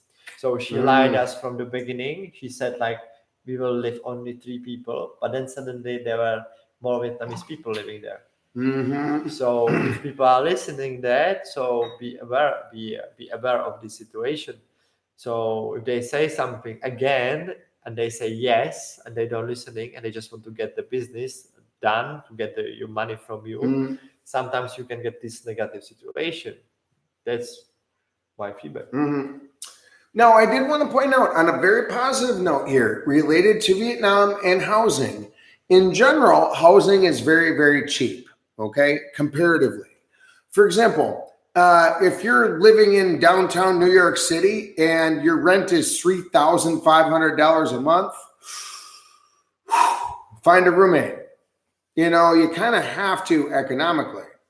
Now, in Vietnam, this house that we're in right now, this huge house, which is in American numbers would be like 1,800 square feet. It's $210 a month. So why do I need a roommate? I don't need one. It's an option. So life normally is not that much cheaper to have a roommate. So I suppose it's a very individual decision. No, I'm single. I don't have a wife like you are. Right. You will have. So, for example, when it's couples, when you moving with the couple, that's easier for you to take a house. But for me, I don't mind to have a roommate sometimes because like I don't want to live like alone with a big house. Mm-hmm. Sometimes it can be even scary. Yeah, definitely. Um, so, one thing that we can say is, look, there's a lot of freedom here in Vietnam to choose how you want to live. So I would say, so a lot of people come here to Vietnam in order to like build a new life and start something new, start something different than they've ever done before. For example, maybe they worked in a factory or worked at a restaurant their whole life, but now they want to come to Vietnam and start something completely new and different. Great. Maybe they were married in Australia or England, and now they got divorced. Now they don't know what to do. Come to Vietnam and discover something new. So in that sense, you can kind of build your own life however you want it to be. And for some people, I would say it's roommates. Some people, it is living in one big building in Da Nang, for example, that is filled with other expats with a big commons area that you can meet other people at, and is set up for an expat that wants to retire there. I think that's terrific. Yeah, that's good. Yep. And a lot of people want to live at a homestay with a Vietnamese family and have a shared kitchen and live there. And it's kind of like better than a hotel. It's sort of like a hotel, but month to month. And you have a kitchen to work with, and you have a shared area. You have new people coming in perhaps every week, that kind of thing. So it's a nice balance. Everyone looks at it a little different. But the most important point is Vietnam will give you whatever you want it to. Exactly. Right? So have you stayed at homestays before? And what do you think about homestays? Chill. I were always friendly. I remember they are smart, those guys in homestays. For example, if you go for a trip to Sapa or Halong Bay, you take the bus, and they smartly you arrive at 4 a.m. morning, and they have their own friends in hostel, so they park in front of the hostel in order to choose you that their own hostel which they want, like they have a connected. But if you come to the hostel, of course they are friendly. They cannot be unfriendly if you get the money from them. Like it's positive. They are friendly anyway, but they also get the money, so they need to be friendly. They need to be friendly, right? Sure, I would say so. Not okay. So Vietnam,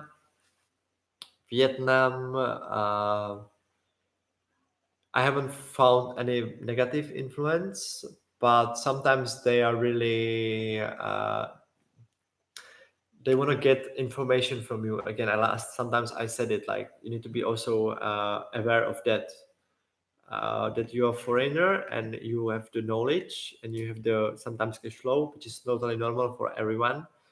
And sometimes they express themselves very like, and what about that? And do you go with me? Let's go there.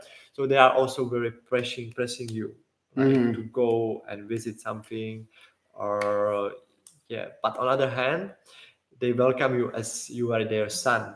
For example, I always travel alone, and I know a bit Vietnamese, so I'm being polite. So they bring me a towel, whatever.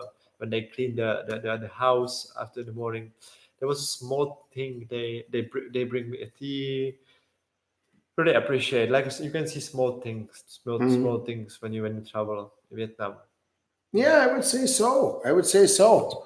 And actually, and thank you for bringing that up. And actually, while we're talking about it, I want to be very clear. I know a lot of people who, let's say, okay, the On2 homestay. Great. So this is a husband and wife who are in their 50s, and they are wonderful people, wonderful. But it actually has been their life dream to set up a homestay together as a husband and wife both. They have a big house and all that, but they took their life savings and poured it into building like 6 more rooms outside of their house in their courtyard. It's great. And they built this homestay together as their new retirement project. So they retired from their normal jobs and now focus all their energy on their homestay on a daily basis and nightly basis, which I think is great. And then they pour their time, their heart, their soul. They want to do tours for people, cook for people. Hey, what would you like in the morning? I'll make it for you and give you breakfast in bed. Would you like a pot of coffee ready to go outside of your room? No problem. They want to take care of everybody. And the fact that on TripAdvisor, they're like 9.9, rating is it fills them with a lot of pride. So I think that a lot of homestays are like that. That means these people are very proud of their house. It's not just a business. This is their entire pride in life on the line. Is that right? So that's why you can really connect with people that own a homestay and live there, and you feel like you're part of the family. You said like a son. Is that right? Yeah, they welcome you with open heart. But of course, sometimes if you behave badly to them, I believe that they Obviously, yeah. Obviously, but they try to not showing you that you are the bad. They try to find out, but then behind your back, what I've heard some people they talking, Vietnamese people also see that if you are bad. So it's be a real person and be real nice. Exactly. Wouldn't you say? Right. So either way, finding a place to live here in Vietnam is easy. And by the way, Kuang, you talked about, buddy, you can find a small room that's even cheaper. I want to be very clear right now that my first experience in Vietnam, my room cost me in American dollars, 60 American dollars per month. Okay, I want to say that again for clarity. It was $60 a month to rent a room in Vietnam.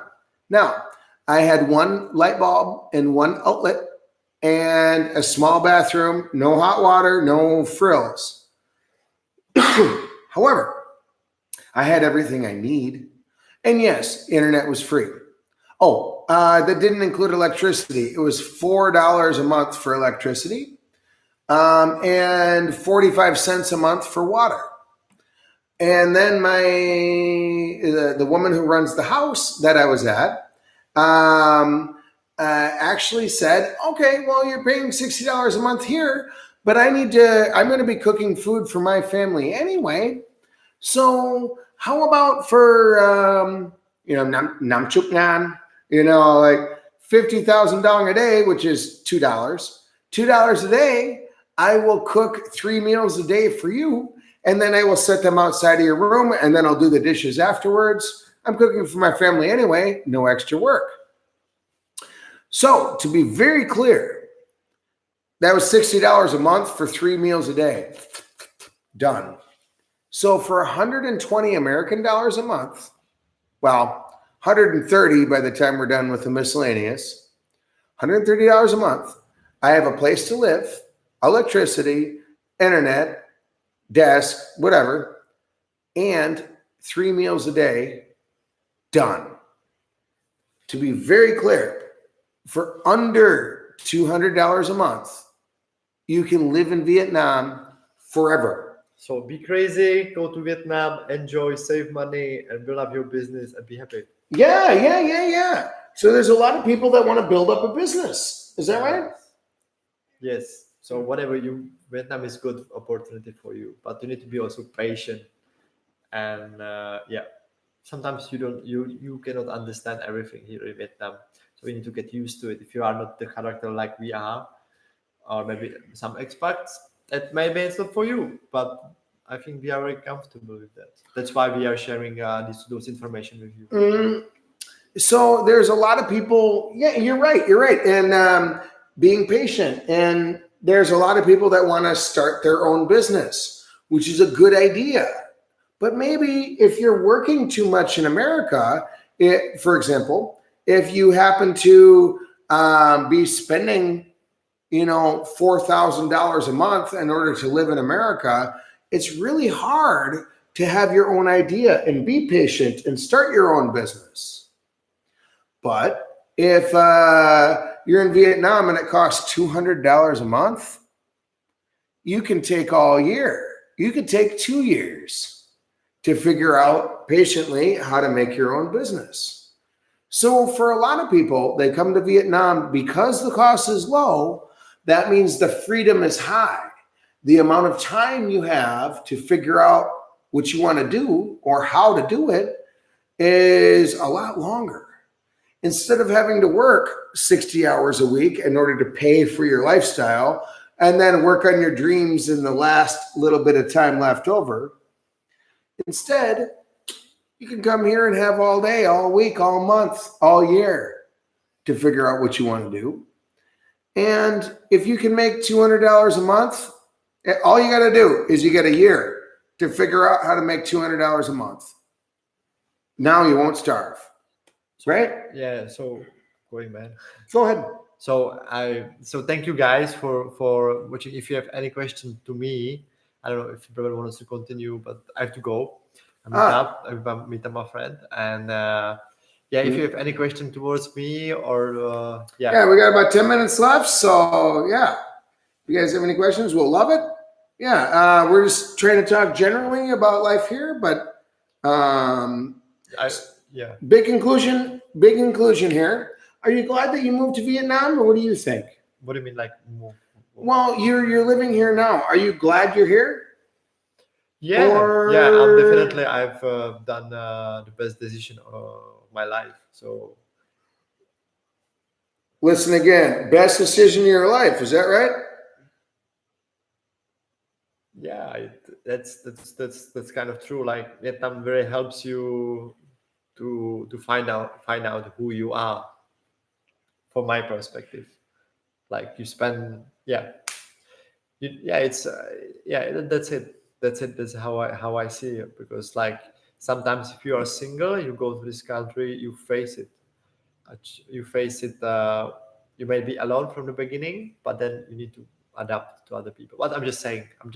This is my perspective. Mm-hmm. So is that true for you? Would you say you finally figured out who you are? Or are you still working? I found out kind of who I am. There's a lot to be said about that, buddy. But it's still ongoing. But I think Vietnam is really you get a time, not rush. That's like Vietnam is really, from my perspective, very. You might not say that calm. Like people really chill. They go for the coffee all the time. They don't work hard as in Europe. On other side, my friends, when I meet them, they say they hard too much. They don't have a time, but I see it as a more calm person. But I'm from yoga perspective, so it's this is the different perspectives. Well, but that's a good point to end on, because I agree with you 100%, man. That in Vietnam you have the freedom to meet hundreds of people, to have the freedom of time to do what you want to do, because expenses are low. You're not running the rat race. You're not chasing things. You're just chilling. And whatever you want to do, whether that's retiring, whether that's building a new business, whether that's finding meditation or living at a monastery, volunteering, starting a yoga practice, whatever you'd like to do. Or becoming a teacher, or whatever the case is. Here in Vietnam, you have that opportunity. You have that choice. Is that right? Yeah. And you can become who you want to be. So, sure, we can talk about, it's tropical, the food is good, people are beautiful, everything is friendly. All of that is true. But your soul can be alive. You can become who you want to be by being here. The freedom is the most important part. And yes, Kuang, thank you, by the way, buddy. This is a terrific place for people who want to retire. become a new person and start a new life, I would say. Cheers. Cheers for that. All right. Cheers for that. So we got anyway, we're going to wrap it up here, kids. And yeah, Brother Nam, Brother Mushroom, freedom, baby. Let's get after it. It's a beautiful life. Huh? And to everybody out there, Hangably, and you too there, Blake.